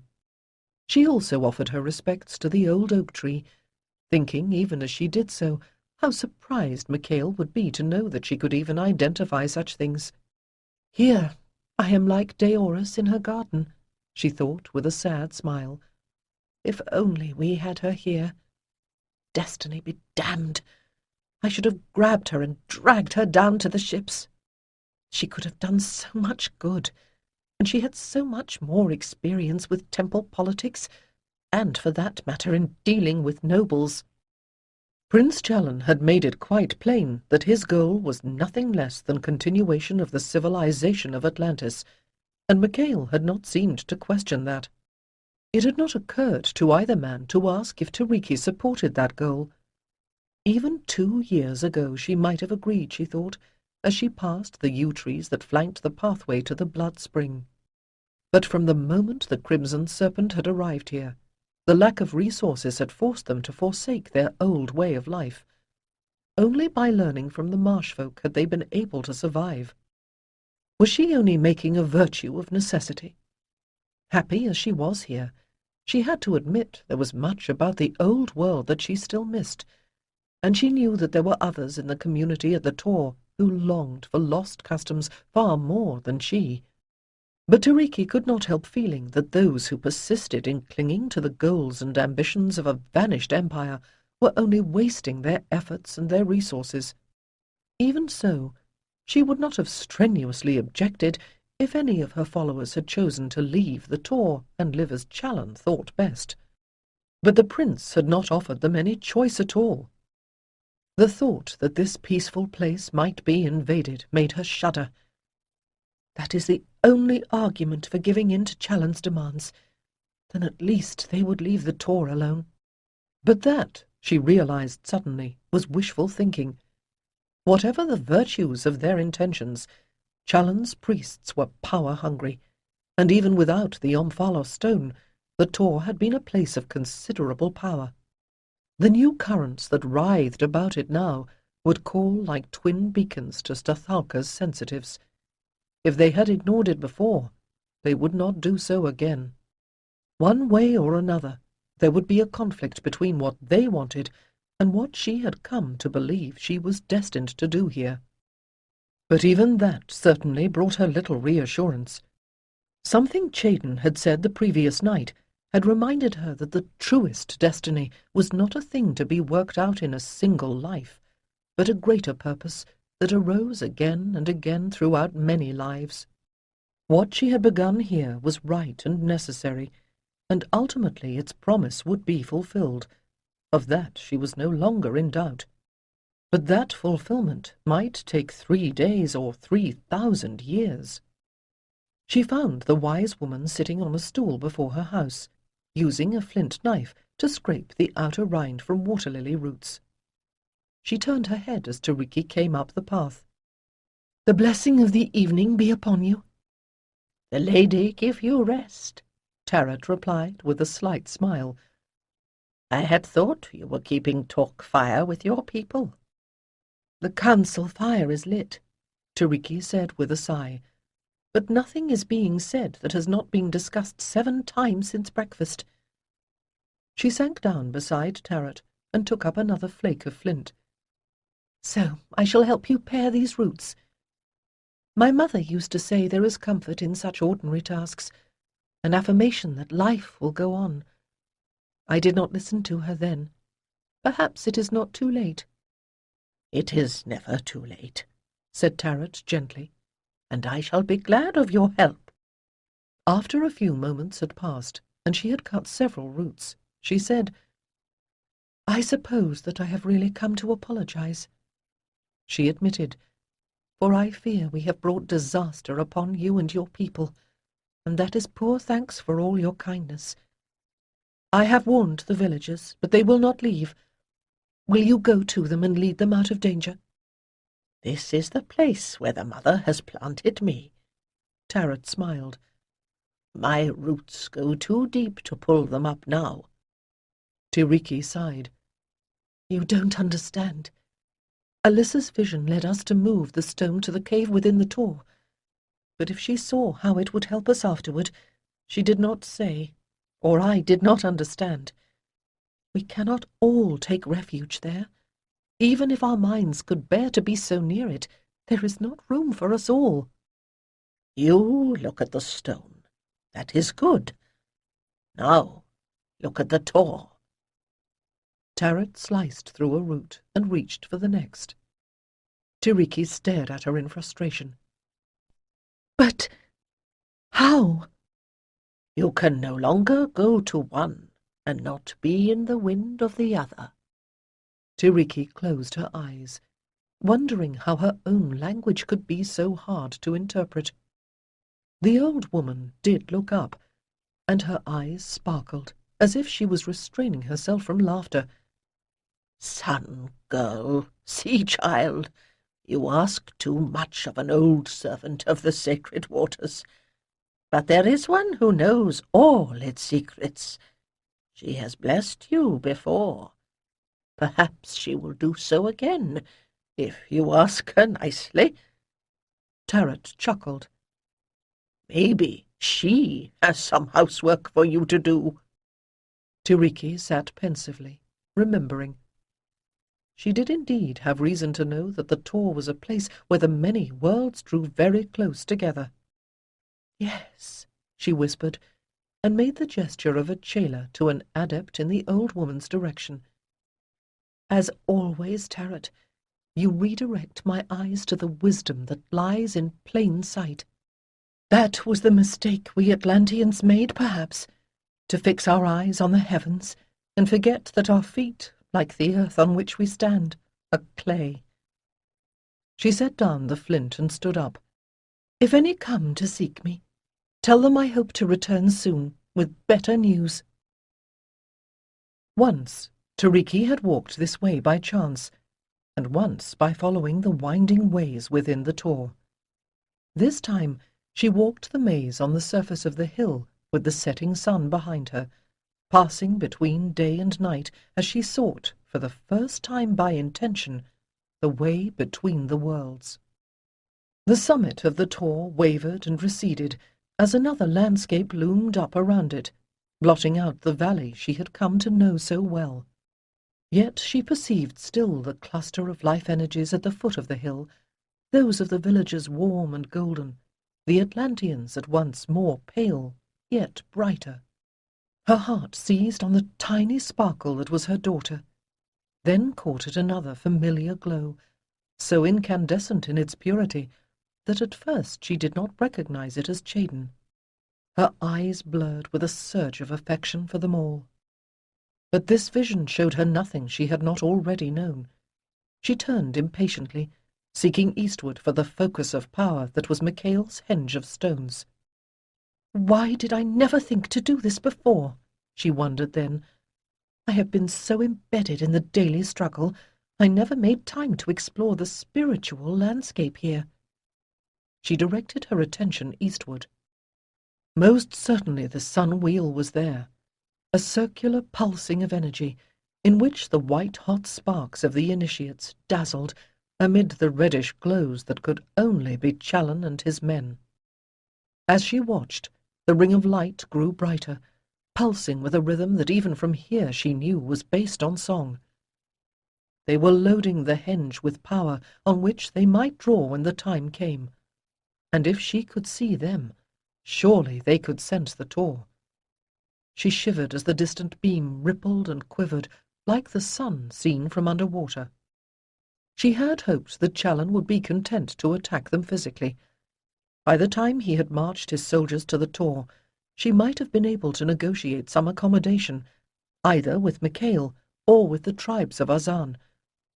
But the prince had found a new weapon, and her vision suggested that he did not mean to wait until it was finished to try it out. Disheartened, she sank to her knees. Lady of Light, Shining One, in my great need you came to me before, unsummoned.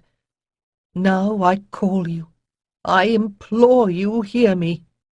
Those who should have been our protectors have become our enemies. I do not know whether they will send the forces of the body or of the spirit first, but I am afraid, for my enemies are very strong. Tell me that we will be safe here, and I will believe you. But if you cannot, then I beg you, show me how I may protect those I love. The answer came as a gentle teasing. Safe? You mortals use language so strangely. You have had bodies before this one, and you will have others after. You die, or your enemy dies, but both of you will live again. Why be afraid? Because we are taught that each life is precious. Tiriki looked around, hoping to see the one who had spoken, but there was only a shimmering, a fullness in the air. Yet that, too, was an answer. How could she explain her fears to a being whose form was never destroyed, but rather was constantly transforming in ways she could not even imagine? Surely, said Tiriki haltingly, each life has its own lessons, its own meaning. I would not have this one cut short before I have found out what it has to teach me. That is a good answer. The voice sounded serious. And I do not seek destruction of our enemies, only to keep them from doing us harm, Tiriki continued. Please, will you help us? As if in answer, the shimmering intensified, seeming to surround her, but the brilliance was fired by a new source, blazing deep within the hill. "The Umbala stone," she whispered in awe, and saw it pulse in response to her words. "The seed of light," the voice echoed. "You have planted it, little singer. Your songs can make it grow." "I still say there is no need to do anything just yet," Micail insisted. "The lake people are poor, with no resources to stand against us." But he knew all too well that he had been saying the same thing ever since they returned from the meeting with Tiriki, and with as little result. And now it was almost too late for talking. With Challen's blessing, indeed with his overt encouragement, Haladris had yet again called the entire priesthood to the henge. They meant to finish the awakening of the stones as quickly as possible.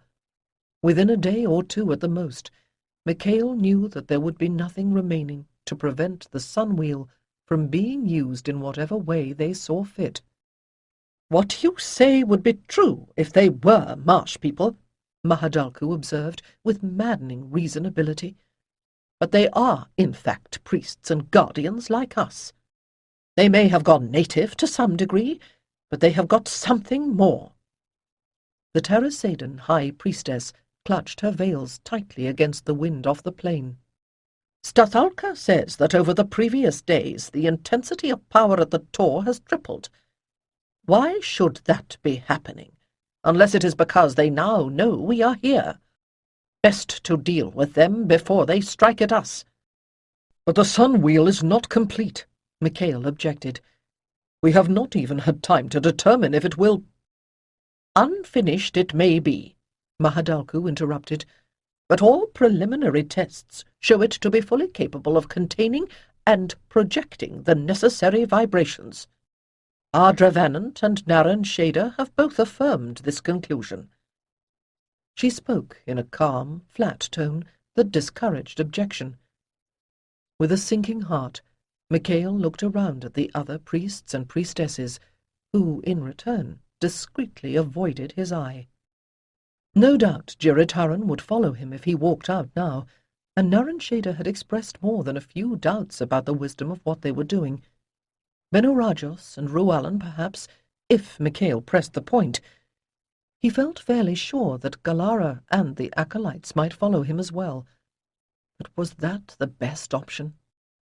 "Challen would probably place us under house arrest, and use the threat to the other prisoners to ensure I did nothing to affect the outcome. But if I stay," he sighed, "then I could end up killing Tiriki myself, and in that case I should cut my own throat and apologize to her in the afterlife, and be damned to the prophecies." In the days since his meeting with Tiriki, it had often occurred to him that he ought to have gone with her, not meekly returned here. He had told himself then that Challen might not have permitted either one of them to leave. He had thought of his duty to the acolytes and the fulfillment of his other vows. Now, though, as he gazed at the sharp silhouettes of the tall stones standing against the blue summer sky, he realized that it was a craftsman's love for his creation that kept him here. "I am like a man whose son falls into evil company. Reason says he must be renounced, but the good father continues to hope that the boy will turn to the right path once more. The henge has such great potential for good. How does this preserve our traditions?" He tried again. "Tiriki and Chayton have not been charged as heretics. We have not declared war. It is simply not legitimate for us to act against our fellow priests in this way. And it is wrong at an even deeper level to give over this kind of power to such a prideful purpose." He gestured at the line of soldiers just outside the ditch and bank that surrounded the circle. It was not clear whether they were there to protect the priests against interference from outside, or to keep them in. "Why should we help Prince Challen build his empire?" Micail continued. "Because that empire will support the new temple," O'Cathrall answered, and the rest seemed to share his exasperation. It occurred to Micail that perhaps he had better stop talking before they all decided he was not just prone to moral misgivings, but actually unreliable, possibly a heretic himself. Then they would take the choice regarding whether he should stay or go, out of his hands. At least Ardral was not present to lend his power to this disaster. When the gong had summoned them that morning, the old adept had pleaded wine sickness and kept to his quarters. But despite the knowing nods of the jailers, Micail knew that Ardral was rarely ill. Was he merely staying away, or going away? Wearily turning away from O'Cathrall and Haladris and the rest, Micail sat in the shadow of one of the Sarsen uprights and let his thoughts return to the events of the night before. He had gone to Ardral's quarters to plead for his support, and found him sorting through parchments. Some of them had been burning merrily in a charcoal brazier beneath the smoke-hole. That sight alone had been enough to strike Micail speechless for several moments. Ardral had been curator of the temple library at Atareth, after all. "Oh, no," the old guardian had reassured him. "I am just clearing out a few odd notes and poems and personal musings. No ancient secrets, or at least none that I feel any obligation to pass on. One might argue that all my secrets are ancient, but after a lifetime of study, meditation, and practice, all I really know is how little any of us knows." And he had laughed. Micail remembered the gleam of firelight on aquiline features, as Ardral flipped his faintly silvered hair out of his eyes once more. "Would you like to join me in the last of the Teleyear?" he'd asked then, as if they had been sitting on a gilded terrace, watching the sun set over Atara's harbour, or possibly over Avalon itself. Micail had been too nonplussed to do anything but agree. It had been a pleasant time. They had spoken of many things, most of them amusing, but by the time Micail managed to bring the conversation around to what troubled him, he'd been seeing both Ardral and the firelit room through a perfumed haze. Yet the adept's diction had remained crisp throughout, even if his meaning was sometimes obscure. "Do you really think my arguments might move Challen when yours have not? I am a fine speaker, if I do say so myself, but you are his cousin, and, moreover, he considers you a close friend." Ardral shook his head. "I admit I found Princess Chaitala and the children charming, and I enjoyed their company immensely. But the Prince of Alconeth and I have never had much to say to each other beyond the usual pleasantries, and none of them will have much to miss when I am gone." "Gone?" Micail had stared, wondering if the rumours of illness could possibly be true. Ardral certainly had not looked ill, but then he did not look his age either, and he had been old when Micail's parents were babes in arms. "You are healthy," he had exclaimed, not sure whether it was a statement or a prayer. Ardral had quirked one eyebrow, and Micail flushed in confusion. "Of course I am. That is why I must go. Every night, every day, Challen or someone thinks up another question I don't care to answer. I suspect I have been here too long already, and I know too many things that man is no longer meant to know." Even for Ardral, Micail thought now, that had been cryptic. "Does that mean you will not join in the working of the Sunwheel?" Micail's flogged wits had seemed suddenly sodden, making him wish he had not had that second glass of Teleyear. "Oh, I will be working." Ardral's teeth had flashed in a wry smile as he briefly patted Micail's shoulder. "Do not trouble yourself over me." Micail had retained enough wit not to say that it wasn't Ardral he was worrying about, but Tiriki, and perhaps the rest of the world.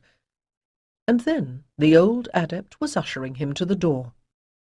"I suspect this will be our farewell, Micail, but who can say what fate intends? Time is a long and twisted trail, my boy, and it has many a side road. Our paths may cross again." "Nare nabi in thy splendour," Against the darkness ever rising, grant us tonight a restful slumber, and all thy. The first verse of the evening hymn faltered, for night had fallen finally. Above it, its slayer stood, horned like a bull. Victorious darkness drenched the stars, and all had turned to dim mist and hard stone, grey substances crumbling, adrift. Chadon opened his eyes with a start, surprised to see pale light shafting through the open door of his hut. "Are you all right?" Caloran bent over him with a frown. "I will be," said the mage. He rubbed his temples, trying to dispel the mists of dreams sufficiently to face the day. Caloran still looked worried, but he held out the carven staff that had become Chadon's constant companion. As they emerged from his hut, he could see that the sky beyond the slope of the tor was a translucent blue. It was going to be a beautiful day. "I had a rather odd dream." Caloran looked expectant, and Chadon suppressed a smile. Since he had become so lame, the young people had taken to treating him like some rare treasure that would soon fall apart. It might even be true, he thought then. Besides, talking about one's dreams sometimes brought understanding, and this one could be a warning he should not deny. "I was back in Atara, visiting my uncle Ardral in his chambers by the library. We were drinking some exotic liqueur from the ancient land. That man had the most wonderful cellars. It wrenches the heart to think of those delicate vintages mingling with the salt sea. Anyway, he lifted his glass to me in a toast, and said that I must go and he must stay, but that between us we had trained my heir." "Your heir?" echoed Caloran, looking rather alarmed. "What did he mean?" "What did Ardral ever mean? I would have said it was Micail, but now I do not know." He shook his head, his heart aching anew at the thought that Micail might have become their enemy. "In any case, Ardral hardly knew him. At least he didn't then. They may have grown closer." "Oh, but, Master, when you said odd, you laughed." "Well, almost." "Yes, I did, because I'd been remembering how Ardral finished his drink and set it down, and then he was sitting cross-legged on a low chair. He simply floated upward and out of the window and away." "He levitated?" Caloran's voice squeaked. "Well, actually I have heard rumours that he could, but I suppose it was symbolic in my dream, because, you see, though Annette told us he was there, I sent him no message. I could not think what to say, and he sent me no answer. So I suppose we flew away from each other." As Caloran's brows knitted in perplexity, Chadon gave him a fond smile. "Thank you, my boy. I was afraid I had dreamed something important, and you have helped me to see otherwise. If my dream means anything, it means he has gone away. I thought he might have died, but now I rather doubt that. I think I would know. Still, I have been thinking about him.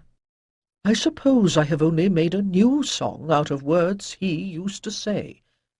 When one is dreaming, it often happens that way." "I have a lot of strange dreams," said Caloran after an awkward moment. "But everything looks better after a good breakfast." "That I will not argue with," said Chadon, and he permitted his acolyte to help him down the hill. As they walked, a thin trail of smoke brought the rich scent of hot meat through the trees. Certainly a good meal would help him get through this dreadful day. "Have you heard?" Vialmar murmured to Elora. "Lord Ardral is gone." What do you mean? Prince Challen has guards at every gate of the compound to protect us. They would not let him simply walk away." "That's the best part of it," said Vialmar with a grin. and I've heard it from several different people now. He just came out of his doorway, floated up off the ground and over the wall. Gone, like that." "Does Challen know?" came Cleta's awed whisper. "If he does," answered Elora, "he's not letting it interfere with his plans. Look, he's brought Damisa." "And Rydell," added Cleta. "Does the prince think he can persuade them to join us, or does he simply want to show off our power?" She traded glances with Elora. "How indeed have we come to this?" Elora wondered. "Surely there are too few of us in this land to be at odds." But so long as her elders were in agreement, her vows required her to obey them. She had even taken the risk of being late, going out of her way to speak to Ceanidur. But the Aesir were no match for Atlantean swords or Atlantean magic.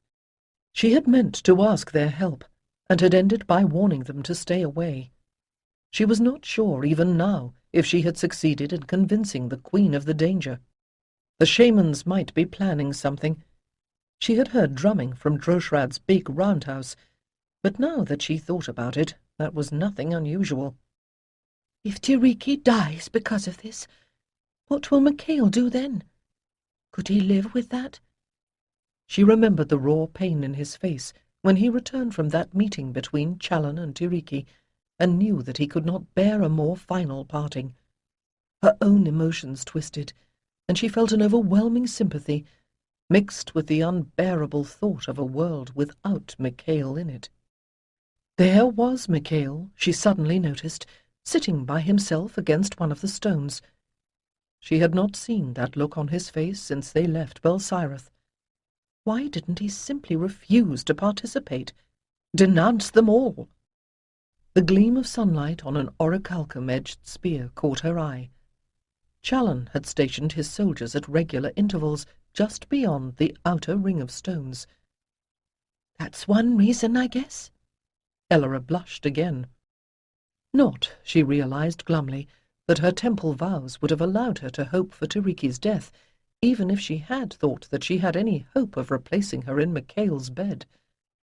But how they were to come out of this without serious damage to one side or the other was more than she could imagine. Cleta tapped her on the shoulder. Haladris was summoning them all to take their places. The ordeal was about to begin. "I don't understand," said Damisa. "What are you planning to do to persuade the people at the Tor to join you? What can you do from here?" Actually, even in her gilded cage, some rumors had reached her. It was just that she found them difficult to believe.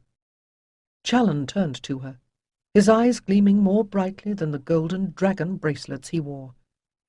For 1,000 generations, those bracelets had been the prerogative of a prince of the royal line. "Something I would rather not do. But birthing a new empire always requires some initial adjustments," he said. "When the Bright Empire gave way to the Sea Kingdoms, it was the same. Believe me, my dear, I do regret the necessity for decisive action, but it is clear that Tiriki is going to be stubborn. Better one sharp disciplinary strike than a lingering conflict, don't you agree? Then we can put all our energies into establishing the new order. Come now, you must agree, Damisa, for I cannot do all this alone." His long fingers stroked along her arm. "Now that I have lost Chaitala, I will need a woman to stand beside me, to bear me sons. What use a crown with no heir?" Damisa's pulse quickened. Was he really suggesting that she might be his empress one day? It made sense. The royal blood of Alconath ran in her veins too. But after all that had happened, it seemed unreal to be offered what had once been her fantasy. Suddenly, she understood why Tiriki had gone back to the Tor instead of returning here with Micail. She has become a mover of events, not simply a support to her man, she thought. What could I become on my own? But she must not let Prince Challen suspect her conflicting emotions. Her glance slid away from his, and she saw that soldiers were bringing up Rydell, his wrists still bound. His lip was puffy where someone had hit him. Hit him back, she corrected, noting the skinned knuckles on his right hand.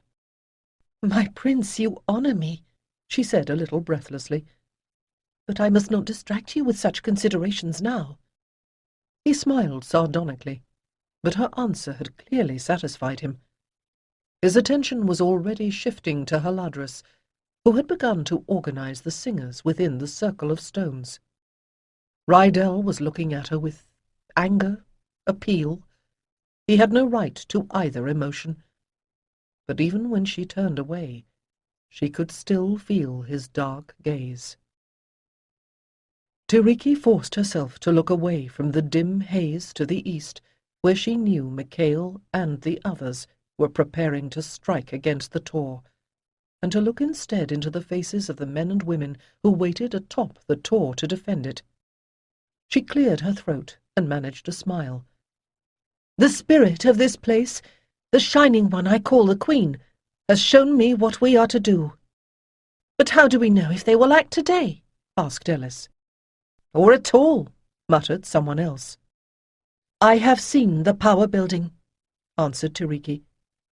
"But even if I had not, surely it will do us all no harm to practice our own skills." "Ah," said Iriel archly, "more training." And the tension eased a little as the other acolytes laughed. "Yes, if you will," said Tiriki blandly, and waited for quiet to return. "We have walked the spiral maze we cut into the hill to get here, and that puts us halfway to the other world already. I would like everyone to sit in a circle and join hands." Tiriki glanced at Chayden, and he nodded. Despite the exertion of getting up here, Chayden's face was pale. He should have been in bed, she thought then, but they needed him too badly, and, in truth, they were all hazarding their lives today. At least Damara was safe with Tarot. Whatever happened, she would survive. Tiriki stood in the center of the circle and lifted her hands to the pure light that streamed down from above. It was the second verse of the evening hymn that came to her now.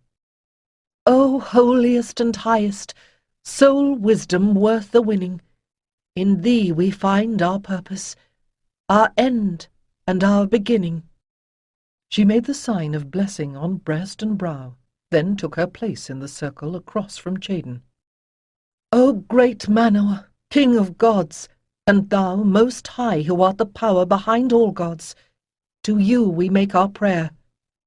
She added then, "Not for glory or gain, but for the preservation of life and of the knowledge you have given us. Protect this holy hill and all who shelter here, and let us bring those who work against us to the path of true wisdom." Her gaze was drawn eastward once more. What were those opponents?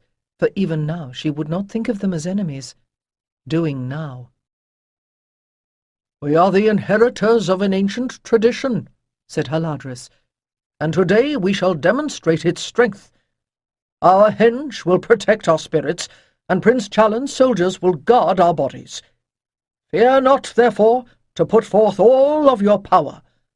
Project a hammer of force from this circle that will strike terror into our foes." "And what if we succeed?" thought Micail grimly. He cast a quick glance at Naran Shader and Jeritaran, who stood with him among the tenors near the midpoint of the crescent. Both their faces were lined with strain, their eyes narrowed and haunted by regrets, and in the moment he knew that their unease was nothing new. "They don't like this either. I should have voiced my protests long ago, before things had gone so far." And yet, if he had done so, Challen would have put it beyond his power to act at all, and here, even now, he might be able to alter the outcome. Haladris took his place in the center of the crescent of vested priests and priestesses, their bodies completing the circle outlined by the 5 trilithons, surrounded by the outer ring. He hummed a series of notes, and section by section the singers released their tones. One would not have thought that so soft a sound could be so powerful, but in a few moments Micail could hear the first response from the stones. It was only a whisper, like the sound of many other voices chanting somewhere far away, but Micail felt the hairs stand up along his forearms, and then, for a moment, pride in his achievement surged above his fear. When Tiriki clasped hands with Caloran and Iriel, Chayden felt a tingle of power and knew that the circle of energy had closed. As one, they slowed their breathing, seeking the deeper rhythm of trance. He felt the familiar dip and lurch of shifting consciousness, and he reached out to touch Tiriki's mind. They gathered the attention of the others into a single awareness, and opened their lips in a single soft note. "Our task is easier," he thought, trying to steady his nerves as a dozen voices swelled in sound. "Our opponents must shape and guide an unwieldy energy to attack us, but we have only to affirm the power that is already here, at what is now the sacred center." The tone grew louder, pulsing as the singers circled their breathing around the sound. Already the pure radiance of the sunlight was altering to the shimmering illumination of the other world. And then, from the depths beneath them, Chayden heard the reverberation as the Omphalos stone caught and amplified their song. His eyes met Tiriki's then, and for a moment their wonder balanced their fear. Elora let her breath out in a pure exhalation of sound, trembling a little as the soprano's higher note matched it in harmony. Exhilaration tingled through every vein at the energy those vibrations were raising, resounding from the smooth surfaces of the stones. Whatever happened after, Elora thought she would never forget the sheer beauty of this sound. But even as the thought was completed, she realized that the music was changing. Haladris was conducting the lower ranges into an oddly discordant note that rattled her heart. She heard 2 or 3 singers waver, but Mahadalku's glares brought them swiftly back on pitch. She almost could see the sound vibrations shifting as they bounced from stone to stone and spiraled westward toward the Tor. Tiriki felt the attack as a change in pressure, a tension in the air like an oncoming thunderstorm. She tightened her grip on Selast's hand and felt a ripple of added alertness pass around their circle. "Maintain the note," came Chayden's mental command. "Do not be afraid. Remember, all we have to do is hold on." "As we did when the great wave struck our boat after the sinking?" wondered Tiriki, as the first shock buffeted them. Somehow she forced her focus back to the chambered lattices of stone beneath her, and the seed of light within them, the twin powers that fountained up from the red and white springs in the depths, the vibrant ringing of her soul. The pressure increased, as if, having been rebuffed, Challen's priests had turned up the intensity of their own singing. The brilliance flashed and refracted, as if she sat in the heart of a crystal, while weird lightnings crackled above the Tor. She reached deeper, drawing on the power of the Omphalos stone. She fought to maintain the vision of a bubble, a sphere of protection against which all the waves of power she could feel coming against them would break in vain. She could feel the others settling themselves to resist as well. Hand grips tightened until bones creaked and knuckles whitened, but that was the least of their agony. "For Damara," she thought with gritted teeth, "and Selast and her unborn child." For Otter, came Iriel's plea. for Thorelin and Adana and Kestil, for Heron and Tarot. For all of those they had learned to love in this land, the litany of names went on, and they held on, fiercely enduring in the name of all that they had already lost. "Damisa, I can't see into the circle," exclaimed Challen. "Is something wrong?" Damisa twitched free of his proprietary hand. Already she had heard what sounded like a distant rumbling from the circle of stones, and realized that the working had begun. But there was surprisingly little noise. It must be true, then, that the circle of stones captured sound. Now the figures of the people within it appeared to be wavering, as a distant scene might be distorted on a very hot day. But she did not think this country could produce the kind of heat needed for that to occur. "My eyes see no more than yours do," she muttered. "It is a byproduct, I think, of the vibration. Dust may be rising from the soil, or perhaps the light is simply distorted. You can feel it through the ground." "At least I can," she thought, though Challen's sturdy soldier's sandals might insulate him from the tremor that came through the thin soles of her own sandals, queasily reminiscent of the way the earth of Atarath had trembled before the sinking. She considered advising him to bend down and put his ear to the ground, but that would probably not have accorded with his dignity. "What must it be like to be inside the circle, working with all that power?" she wondered, repressing a pang of envy. The stones at Azan were dancing. Micail blinked, but his vision was not the problem. The ground beneath his feet was shaking, and as Mahadalku guided the singing of the sopranos even higher, the sarsen uprights vibrated in time with the sound. This was not the precise and ordered singing that had raised the stones, but a calculated disharmony that scraped and seared in every nerve and bone. Micail realized that he was not the only one who had fallen silent, but with 3 full stands in the choir, there were still enough singers to maintain the vibration. He wondered how anything could stand against this onslaught, but clearly the Tor was doing so. He could feel the distortion as the waves struck something that repelled them and then rolled them back again. "We cannot break through," he exulted. But did Haladris know it? The Alconan priest was singing even more loudly, warping the harmonies. From the scraped chalk surface within the circle, a fine white dust was rising. The priest was pale and perspiring, with the fixed stare of one whose vision is focused within. Micail realized that Haladris could not see what was happening around him. The upright stones had been set deeply and braced in the pits that held them, but they had never been designed to resist such a protracted shaking. Stone groaned and rasped as one of the sarsen pillars in the northernmost trilothon shifted, jiggled, twisted, only kept in place by the knob that linked it to its lintel. Although Micail refused to contribute his full strength to the working, even in his detachment he felt the expanding waver that shuddered through the flow of power. He suspected that the resistance from the Tor was about to break, but it would make no difference to the unravelling energies here. In fact, without direction, those forces would cause far greater havoc, both in the circle and at the Tor, than the simple warning slap that Haladris had intended. "I have to stop this before the whole henge comes down."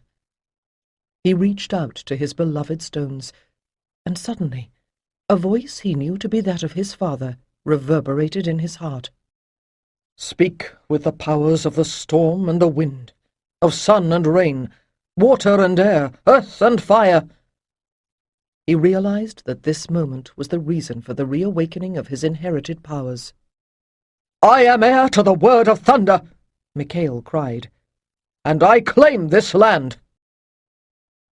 The line of soldiers staggered, casting frantic glances toward Challen, as a tremor ran through the soil outside the henge. "We're winning!" cried the prince, gripping Damisa's arm. "No one can stay conscious if that hits them. Do you feel the power?" "Never!" Rydell shouted. "Not while I live!" As the earth heaved again, he broke from his captors and staggered toward the circle of stones. "Rydell, no!" cried Damisa. The idiot was going to get himself killed. "Stop him!" roared Challen, but it was all his soldiers could do to stay upright. With a curse he let go of Damisa and lurched after Rydell, drawing his sword. Damisa was hard on his heels. Both of them were idiots. This whole situation was mad. Between fear and fury, her thoughts were scarcely coherent, but with a burst of unexpected energy, she caught up with Challen, grabbed his sword arm, and spun him aside. The prince screamed in frustration, but she kept going, and in a moment she had tackled and brought down Rydell. His body was warm and solid, and she held on to him, gasping, as once she had gripped him while they made love. "You will live, damn you!" she whispered, as his eyes widened in surprise. Micail bestrode chaos and wielded thunder. In the word of his power, he found a new sound to counter the escalating vibrations that threatened to unmake the land. But the energy had to go somewhere. For a hot, white instant that seemed an eon, doom hung around him like a frozen explosion. He had time to calculate the forces, note the position of every life spark, and measure the gaps between the stones. "Get back!" he cried to the others. "Get clear if you can!"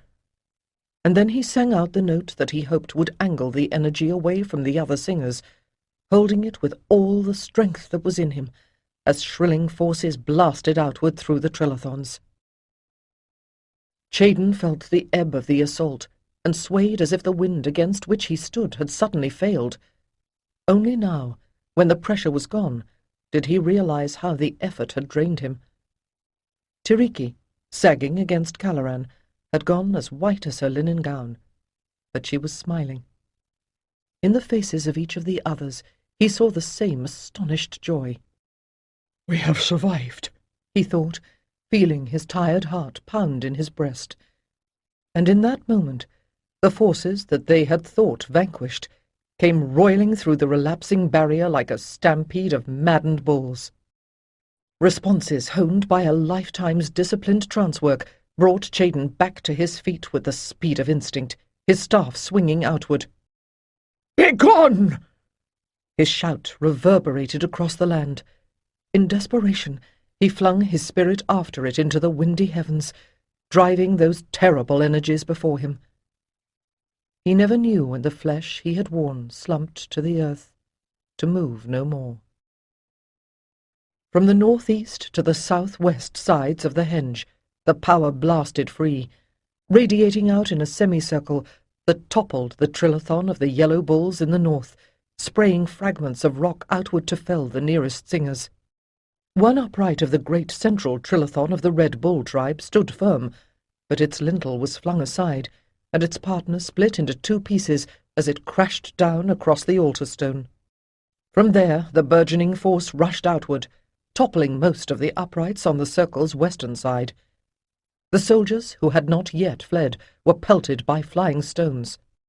A large chunk brought Prince Challen down, while shards fell on Damisa, whose body still sheltered that of Rydell.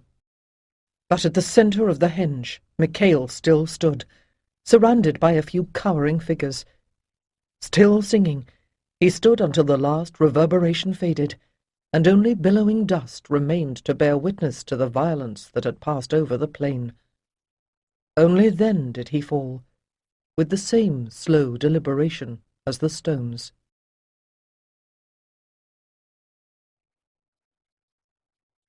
"20. The sun is rising, darkness flees. The flame is rising, the spirit frees. All hail to the soul ascended, all mortal ill now mended. Hail and farewell." Smoke swirled westward, as if driven toward the shadowed horizon by song, as the flames flared beneath the funeral pyre. Everyone who could crowd onto the top of the tor was present. Priests and priestesses of Atlantis, mingling with sailors and merchants and the folk of the marshes, united by a common sorrow. Tiriki had seen more splendid funerals on Atarath, but never more heartfelt grief. Chaden Arados had been beloved by all. It had seemed the most bitter of betrayals to recover from that final attack, only to find Chaden's body deserted. Most of them understood what must have happened. They knew that if Chaden had not acted, they might all have died. But all their wisdom was little consolation for the loss. On the Crimson Serpent, Tiriki remembered, she and Chaden had been forced to perform an amputation on a sailor whose hand had been crushed by a falling mast. The man had lived, but she remembered how wrenching it had been to see him reach out for something, and then realize that his hand was gone. "Now I am as he was," Tiriki wept. "but you are not here to make me a hook for my missing hand. Chaden, Chaden." I wish that I had been crippled in my body, rather than being left alone without your wisdom, your counsel, your patient smile." "Sunhawk has left us," wailed a woman of the marsh folk, whose children the mage had saved from the plague. But even as the keening of the mourners faded, Otter pointed upward, and all their tears turned to wonder. A falcon, Tiriki thought it was a merlin, circled above the tor, hovering high in the pillar of smoke, as if Chaiden's spirit had taken the form of his namesake for one final farewell.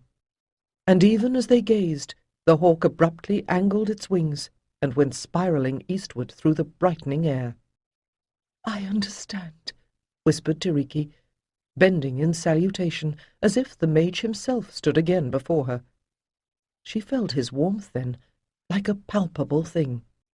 Perhaps that was why she found herself thinking about the last evening before the battle, when Chaden had spoken to her, really had forced her to listen, as he spoke of his continued faith in the prophecy.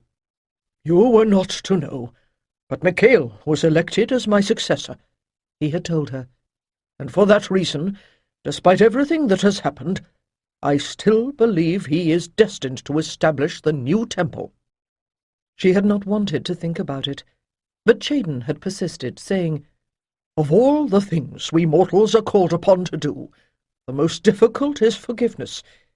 In order to truly do it, you will probably have to behave as if you already have forgiven for quite a while before you have actually done so."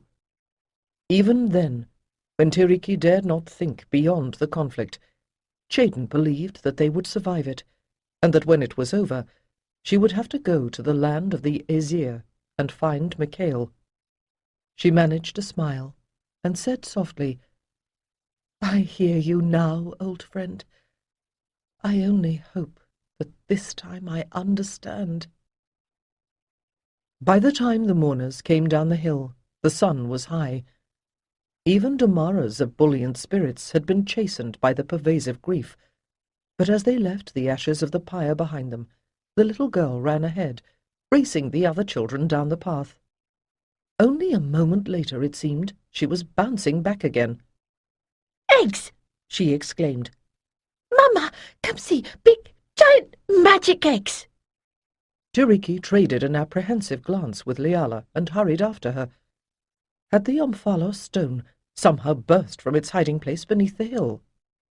Then she realized that she was seeing whitish stones, laying scattered in the grass that grew along the slopes of the tor, some almost the size of boulders, others as small as eggs indeed, but all of them rounded and surprisingly smooth. "Karatra preserve us!" Liala exclaimed, panting as she reached Tiriki's side. "The dratted Omphalos has littered! It's clutched! It's laid eggs! Don't touch them! The gods alone know what they might do!" Torn between laughter and tears, Tiriki could only agree. The force that blasted from the Omphalos stone must have somehow produced these replicas. Fortunately, there was no sign that they had inherited their parents' power. "Oh, Chaden," she thought, with another red-faced glance at the sputtering Liala, "is this your last joke on me?" When Tiriki reached her dwelling, she found that the Saji woman Metia had prepared food for a journey and repacked Tiriki's satchel. Danatraza, now the senior priest, was there as well, offering his well-reasoned protest against her plan, but none of them had authority over a vested guardian. Calaran all but demanded to accompany her, but with the birth of Selast's child so close at hand, she would not permit them to be separated. The merchant Forolin's offer of help was harder to refuse. All of the sailors wanted to rescue Rydell, so she agreed they could escort her. In addition to these, she decided, she would take the Saji women who had served Alyssa as well. When Forolin protested, she spoke to him as Chaden had once scolded her when she had admitted her own prejudice against them. "Above all, the Sajis are skilled healers," she finished, fighting back tears at the memory. "And I fear healers will be needed more than priestesses." And though at first blush the idea had seemed presumptuous, she decided to take Chaden's intricately carved staff. The one thing she did not want was a guide. No, She explained patiently to Rendano. I no longer need one. My spirit is connected to Micail's once again. All I have to do is to follow it. That certainty kept her from despair, more than the knowledge that he was still living. She still was not sure what kind of man Micail had become. But she had been careful and wise for too long. Her people were safe. Whatever had happened to Micail, whatever he had done, she knew that she must seek him now. Micail struggled unwillingly toward consciousness. Everything hurt, even the softness of the bed on which he lay. Is he awake? That was Galara's voice. He winced as a cool cloth was laid across his brow, tried to speak, but could only groan. He walks in a nightmare, Elora replied. I wish Tiriki were here. Tiriki? Micail shook his head. He would not be fooled again. Tiriki was dead, drowned with Atarath, her ship crushed by huge stones in the harbour. He could still see them, huge blocks tilting, hurtling through the air. People died where they fell. He had a sudden, vivid image of his friend Ansha's blood reddening the white chalk where he had been struck down. And it seemed to him, too, that he had heard voices raised in an Alconan chant for the death of a prince. He had only dreamed that they escaped. Now the dream was trying to drag him back into its clutches. He would not give in this time. There was no escape. They were all dead. All except him. I swore I would not survive her death, he told himself sternly. It was time to give up, and let darkness bear him off to the city of bones. If only I could escape my dreams. Tiriki remembered the paths they had taken to their meeting with Prince Chalon. She knew that the plain lay another day's journey to the east, and she had only to keep walking toward the rising sun. By then, she could not only feel Micail's wavering life force, but a roil of displaced energies that could only come from the broken ring of stones. Her feet hurt, and a sun that shone with mocking cheerfulness reddened her fair skin, yet she hurried down the last hill, unafraid of what waited for her. 4 warriors with the horns of the Blue Bull tribe tattooed on their brow, and the young woman Annette, who had finally lost her faintly mocking smile. Hunters saw you coming, Annette said, and flinched a little from Tiriki's gaze. My men can carry your burdens, so we will go faster. Tiriki nodded. It was strange, considering how she had feared this girl, even hated her, but she had no emotion to spare for Annette now. I know that Micail was not killed, she said harshly, but he is hurt. How badly? He was struck by falling stones. He has some wounds, nothing from which he cannot recover. But he sleeps without waking. He does not wish to heal. Tiriki could only give a wordless nod. She had been certain that Micail was alive, but with every step she had taken toward Azan, she had wondered, what if she was wrong? Who else was injured? She asked, as they once more began to walk along the path. When the stones shattered, some flew far, said Annette. Others fell nearer. Prince Chalon is dead, and many of his soldiers too. The ceremonies of his pyre ended only last night. Many of the other priests and priestesses, all are dead too, or ran away if they could. As they crossed the plain toward it, the sun wheel slowly became large enough to see. Some of the trilithons still stood, proclaiming the skill of those who had raised them. Others were tumbled, as if some giant child had tired of his building blocks and left them scattered on the grass. And there seemed to be a presence there among them, a wiry shadow like a drifting curl of smoke. I will deal with you later, Tiriki said silently as they passed. Ahead, she could see the real smoke rising from the hearth-fires of Azan-Ilir, where Micail was waiting. As they reached the great ditch at the edge of the village, A dark-haired young woman, whom Tiriki recognized with difficulty as Elora, ran out to meet them. "Oh, my lady!" Elora stumbled, as if undecided whether to make a formal temple obeisance or throw herself at Tiriki's feet. "How I have prayed the mother would bring you!" "And by her grace I am here," Tiriki answered. "I am glad to see you unhurt." "Yes, well, almost," Elora said distractedly. "It seems Lord Micail managed to direct the force away from our end of the crescent. Only one of the sopranos was killed, but Cleta was badly injured."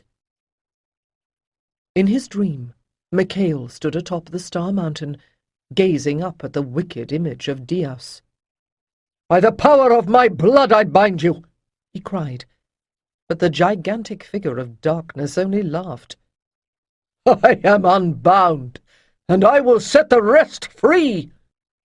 Wind and fire whirled around him. Micail cried out as reality dissolved, but he felt a slim arm take hold of him, bracing him against the blast. "Tiriki!" He recognized the touch of her spirit, though his eyes were still blinded by chaos. "Have I finally died?" He had hoped for peace in the afterlife. Was he condemned to keep fighting the same battles over and over again? Yet his heart took fire at her strength, and he looked once more for his eternal foe. The tumult around him had eased, but Tiriki was shaking him. Why was she doing that? If he let her recall him to the waking world, she would be gone. "Micail! Oh, Cinnamon, wake up! I have walked for 3 days to get here. The least you can do is open your eyes and welcome me." That did not sound like something from a dream. Micail realized that light was beating against his closed eyelids.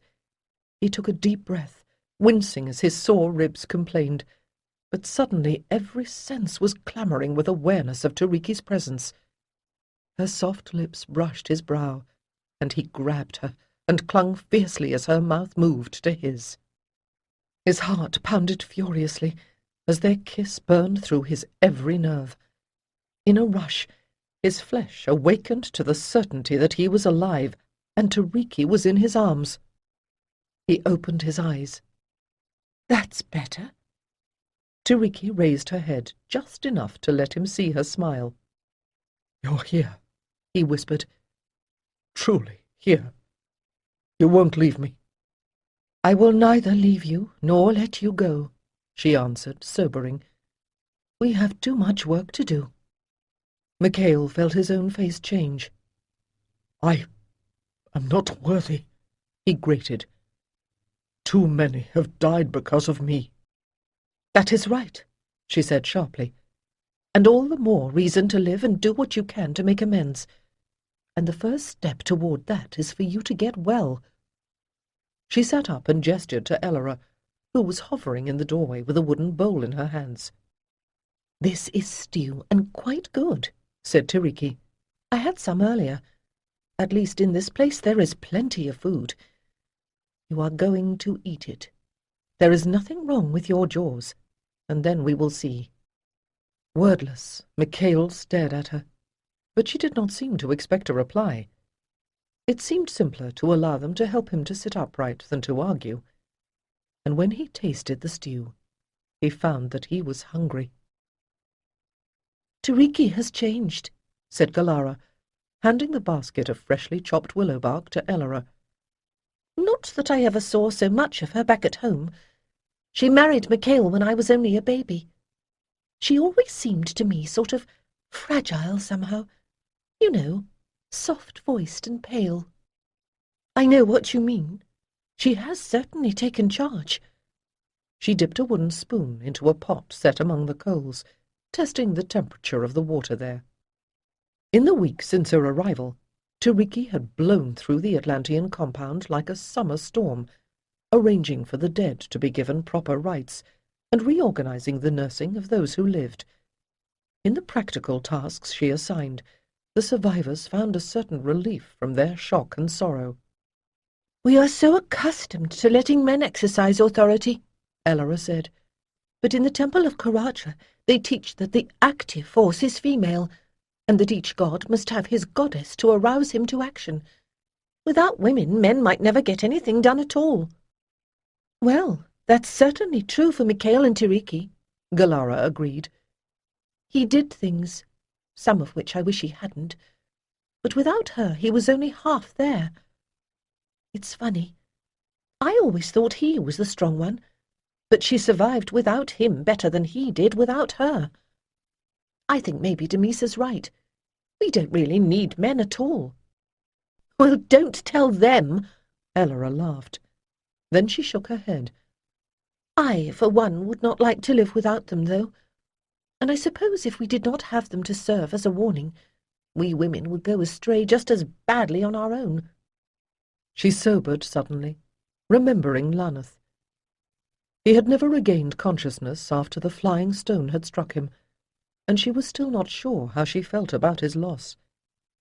She had not loved him, but he had always been there. Will you go with Tiriki to this tour she's been telling us about? Galara asked. She is still my guardian, and I suppose I will go where she says. But you are of age. I do have a choice, Elora realized suddenly.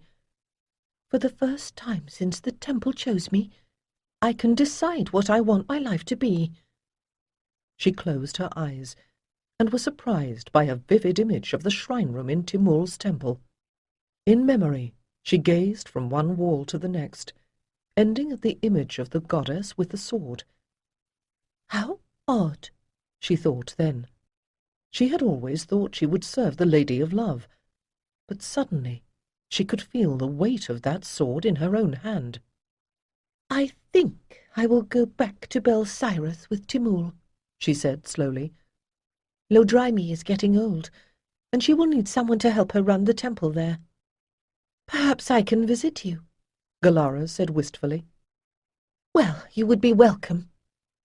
Elora spooned up a little tea and grimaced at its bitter flavour, but took the dipper and began to transfer the concoction into the beakers. Put a little honey in these, she advised. Cleta and Giritarin should be ready for another dose of painkiller about now. Do you remember, my love, how you cared for your little feather tree? Tiriki asked, keeping her voice briskly casual.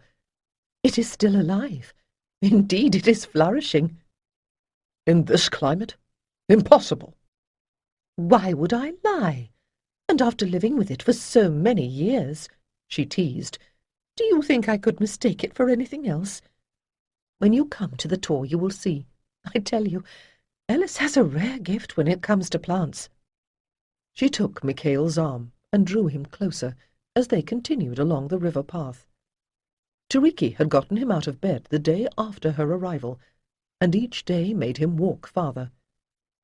This was the first time they had gone outside the compound, though.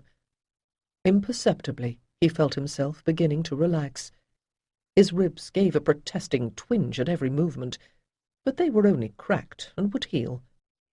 The greater pain was knowing that people were watching. He could feel their eyes upon him, judging, blaming him for living when so many had died. Stathalka, Mahadalku, Haladris, Naransheda, even poor Laneth. So many. And there might yet be other victims. Giritarin, he was told, was not nearly as well as he looked. Micail's guilt was ever more piercing, perhaps, because his own injuries had kept him from sharing the first anguished morning with the other survivors. Now they were trying to get on with their lives, while he was still trying to find a reason for living.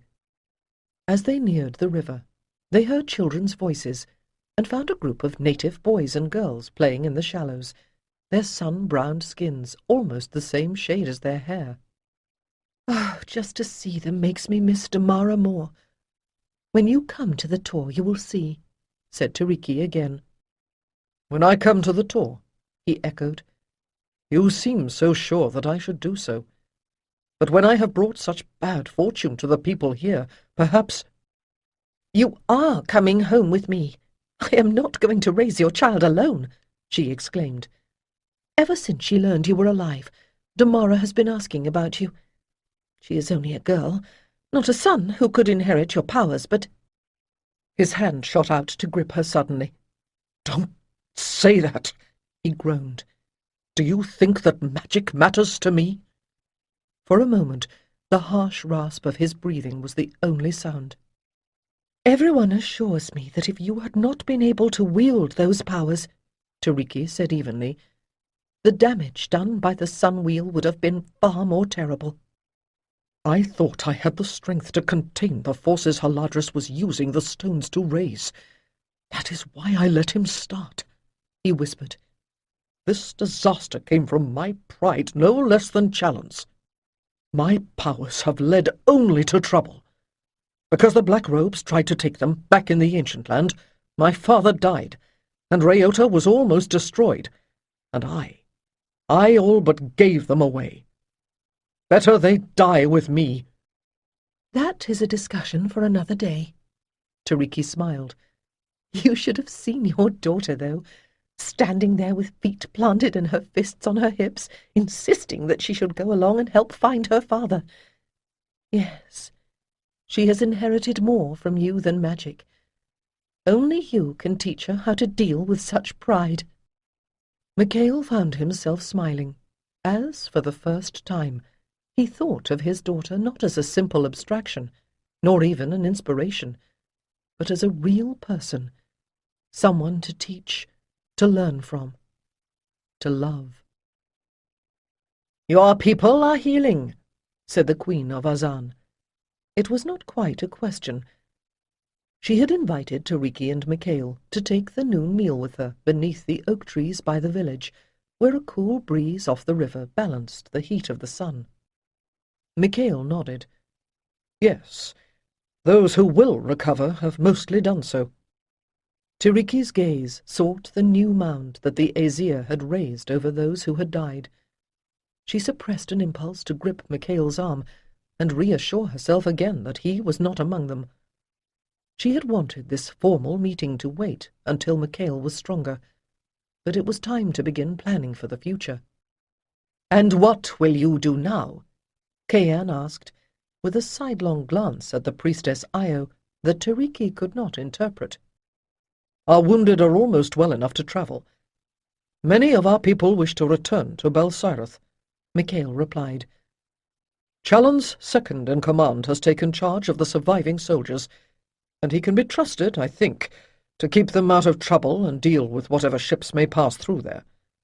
But almost all of the priesthood will travel with us to the Lakelands." "There are some," said the Queen, with a swift glance at the shaman Droshrad, who squatted in the shade of one of the trees, "who have suggested that you should all be slain and allowed to go nowhere.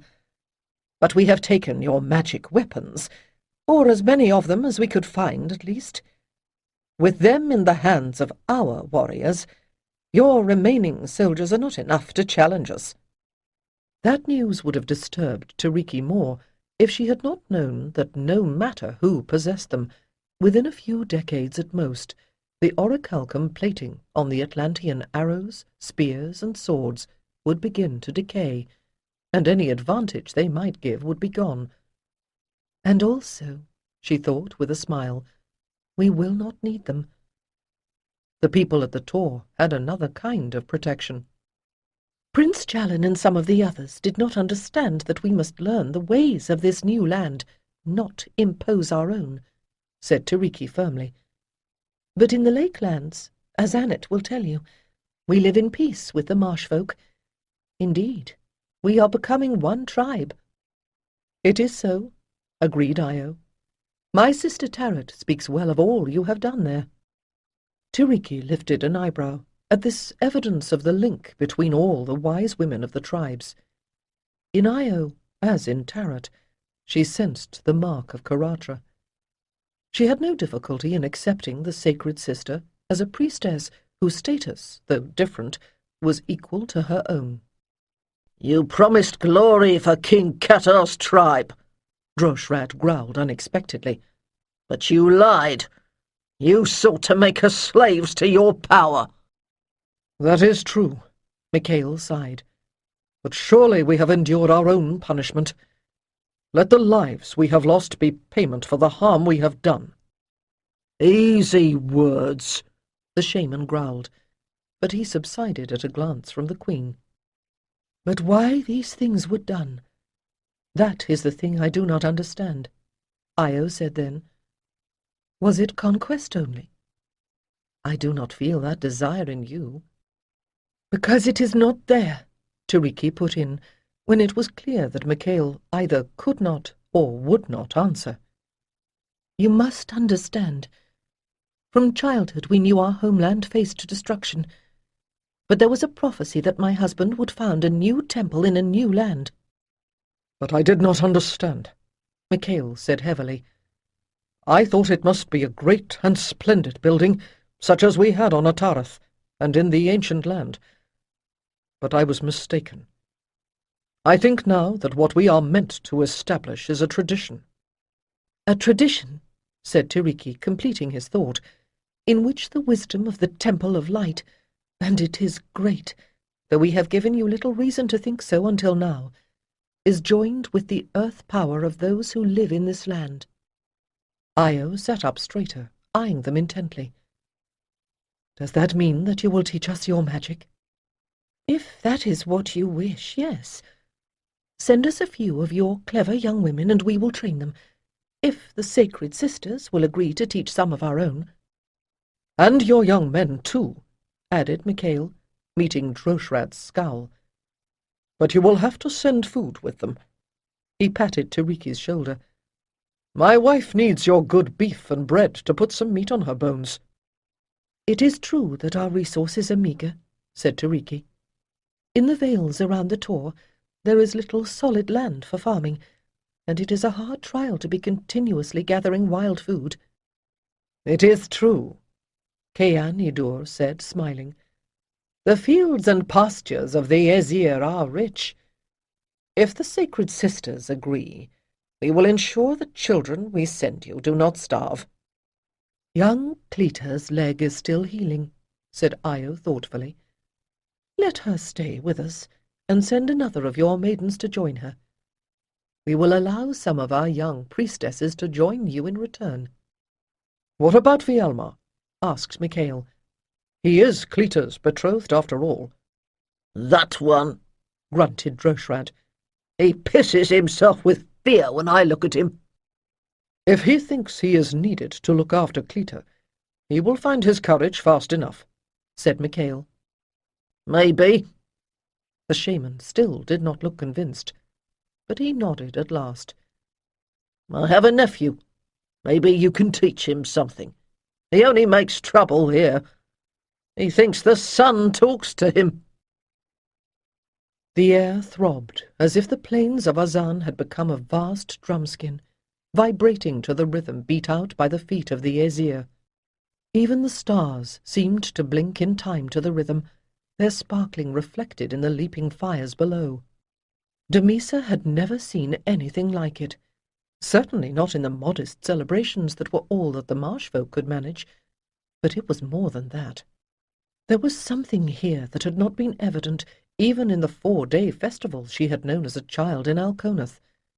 She fussed with the sling that immobilized her shoulder, trying to make it more comfortable. At least the dizziness that had followed her concussion was mostly gone. "If it wasn't for us, they wouldn't even know the exact date of the summer solstice," said Cleta sourly, as they watched the dancers circling the bonfire.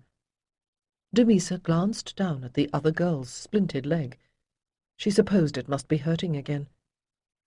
"Between us," she thought, "we might just about put together one whole priestess."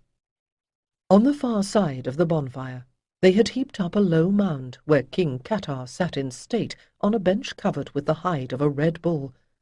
Even the firelight could not make him look healthy. Damisa almost sympathized, but she had been assured that in time her shoulder would heal. Qatar was still acknowledged as High King, but it was clear that the power was passing to the nephew who sat beside him. Already Damisa had learned more than she had ever wanted to know about tribal politics, which were beginning to remind her uncomfortably of the palace intrigues she had heard about on Alconath as a child. It all made clear, she thought, the fact that the differences between the Atlanteans and the Aesir were not so very real. "Here comes our valiant protectors now," said Cleta, as Vialmar and Rydell threaded their way among the dancers toward them, a strangely painted beaker gripped in each hand. "Cleta," said Damisa with raised eyebrows, "you are slipping. I do believe that was a joke." The other girl weakly returned her smile, but said nothing. Both of them knew that Vialmar's thigh had been deeply gashed by the first of the flying stone fragments.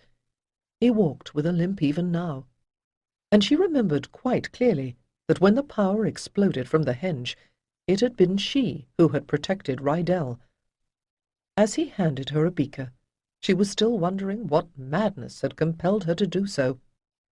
"It's called mead," said Vialmar with enthusiasm. "Give it a try. It's pretty good." Damisa took a cautious sip.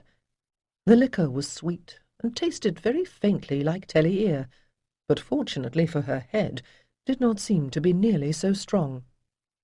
Still, it seemed strange to be sitting here drinking when Challen and so many others were gone.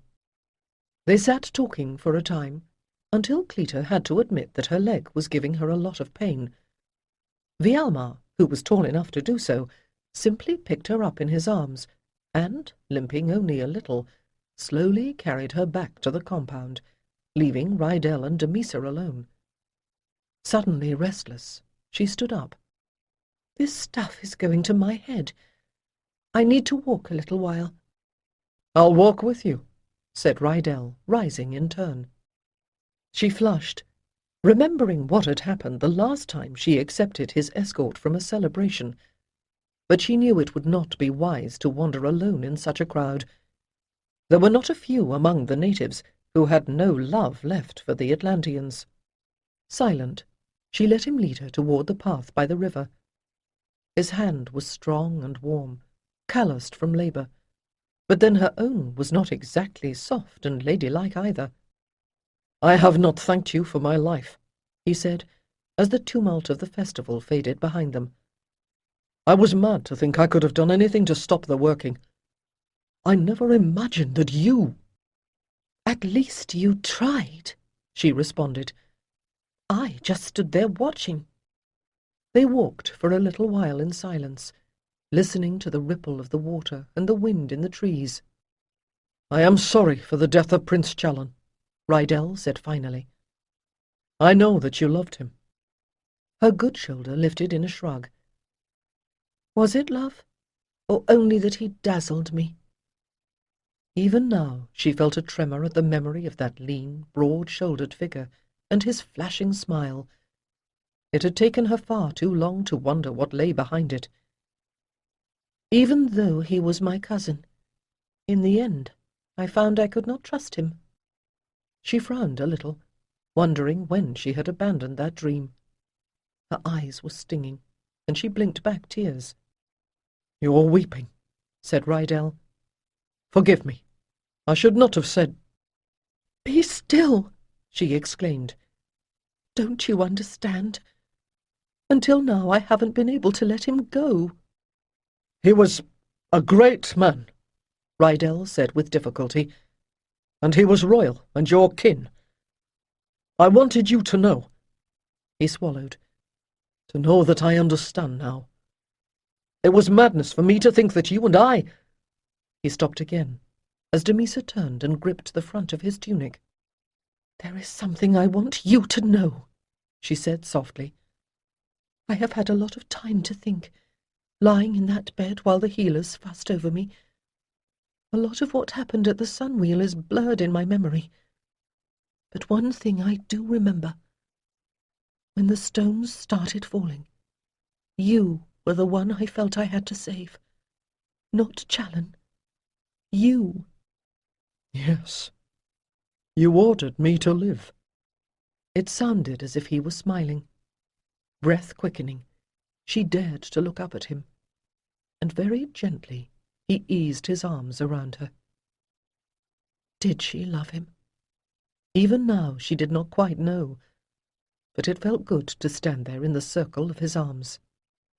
"I will lead you a sad life, Rydell," she said, in a voice so small she could hardly believe it was her own. "But I need you. I know that now."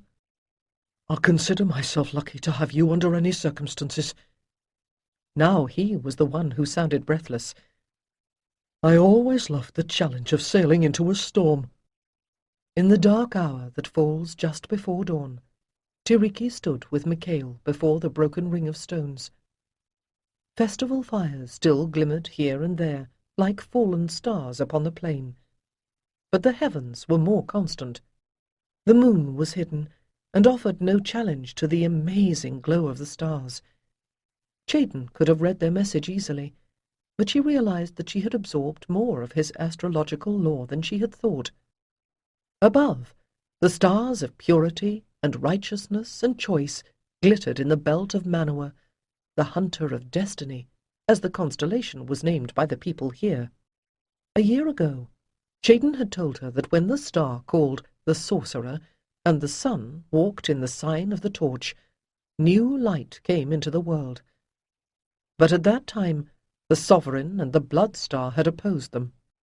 Now the Red Star dwelt with the Peacemaker, and Karatra's star had moved to calm the winged bull. There was hope in the heavens, but on earth there were conflicts which remained to be resolved. Her future with Micail was one of them, and that, she supposed, must depend on whether he was able to take up his priesthood once more. During these past weeks she had nursed him, challenged him, loved him, and the love at least would not change. But she was no longer simply his mate and priestess. She had grown, and she did not yet know whether Micail had emerged from his own testing with the strength to balance hers. Micail had put on the diadem of a first guardian, but she wore Karatra's blue. Before them, the surviving stones of the great henge bulked blacker than the space between the stars. Only 3 of the trilithons in the inner horseshoe still stood intact, and there were gaps in the part of the outer circle that had been completed before. Even from here she could feel the power of those stones, confused and angry despite the peaceful night. Tiriki's left hand was enfolded in Micail's. In the other, she carried Chayden's staff, marked with the sigil of a mage. Micail had not asked her about that, and she had not yet decided what to say. In the past week, she had gradually drawn him back into the world of the living, and watched him gain in strength and sureness with each day. But Chayden had left a powerful legacy unclaimed. Was Micail strong enough to bear it? Was he worthy? In this, she could not afford to be blinded by her love for him. Why had he brought her, garbed in the regalia of a priestess, to the sun circle at this hour? She shivered in the cold wind that blows before dawn. They were to start the journey to the Tor tomorrow. Perhaps, she thought, he has come to say a private farewell. This, after all, was his life and his work for 4 years. His cruel son, he called it. She blinked as a sudden red light glowed on the stones. But they were looking westward. She clutched at Micail, remembering again the lurid glow in the heavens, as Atareth had died. "What is it?" His arm tightened around her. "The flames! Can't you see them?" Memories overwhelmed her, like the wave that had drowned the sea kingdoms. "I can see it all. Atareth is burning. The islands of Ruta and Tarisada and all Atlantis sinking beneath the waves." She strove for control. "No, it is only some guardsman building up his fire," Micail said soothingly, but she shook her head. "That fire will burn for so long as we remember. Why did the gods allow this to happen? Why are we still alive when so many others are gone?" Micail sighed, but she could feel the arm that held her trembling. "My beloved, I do not know. Was it a reward to be saved in order that we might fulfill the prophecy? Or will we be punished because we carried away the secrets of the temple, even though we were commanded to do so?" Yes, he had certainly been doing some thinking. Within her breast, Tiriki felt hope. Do you think, in lives to come, that we will remember? She asked then. So long as the wheel carries us from life to life upon this earth, how can we forget? Our mother's oaths still bind us, is it not so? The manner of our remembering may alter, as new lives bring us new griefs and challenges. But maybe we will dream of this moment. There are some things that will always be the same. My love for you, and yours for me. She turned in his arms, and he held her tightly until her shivering began to ease. He kissed her then, and she felt the warmth of life surge through her limbs once more. "That above all," he answered, a little breathless as their lips parted. "Perhaps that is the greatest treasure we brought out of Atlantis, for no matter how we try to preserve the ancient wisdom, it is bound to change in this new land." "The secrets will be lost, and the knowledge will fade," she said somberly. "Atlantis will become a legend, a fading rumor of glory, and a warning to those who would manipulate powers never meant to be grasped by humankind." He turned to look at the henge. The stars were fading as the world turned toward morning. "I poured all my knowledge into building this, but not my wisdom, for that is not what I was seeking. Only power." "If you could," she asked then, "would you restore the fallen stones and finish the sun wheel as it was designed?" Micail shook his head. "The chieftains of the tribes have asked me to do it, but I told them that too many of our adepts died. Let the stones lie. If Droshrat or someone else cares enough to try to restore them through brute manpower alone, so be it. But the tribesmen fear to touch them, and by the time that fear has faded, they will no longer remember what the sun wheel was intended to do." "They are right to fear," murmured Tiriki. "There is still anger in these stones." She had sensed it in the smoky shadow coiling among them when she had passed on the way to the village. Now her inner senses perceived it as an angry glow. Enough of the Sarsans remain upright to calculate the movements of the heavens, and to mark the crossing of the flow of power. The true temple is within our hearts. We need raise no edifice of orichalcum and gold.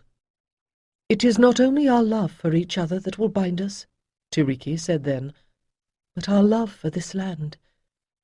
I fought to save the Tor itself as much as I did the people in my care. In future lives we may fare elsewhere, but I think that these places will always draw us back again." "And yet you have changed the Tor by burying the Omphalos there." "Do you think I have not had nightmares of what might happen if its power was loosed upon this land? But I had the blessing of the powers that dwell there, and the world is balanced once again." "For a time," Micail said quietly. "When Diaus breaks loose, he brings destruction. But also things change, as they must, as they are meant to. We are Lord and Lady of Atarath no longer. The men of Alconeth who survived have given me the Falcon Banner. They look to me now to lead them, but the only realm I wish to rule is that of my own soul." "That banner is not all you have inherited." Tiriki suddenly realized that she had made her decision. "Jaden said you were his heir. This is his staff."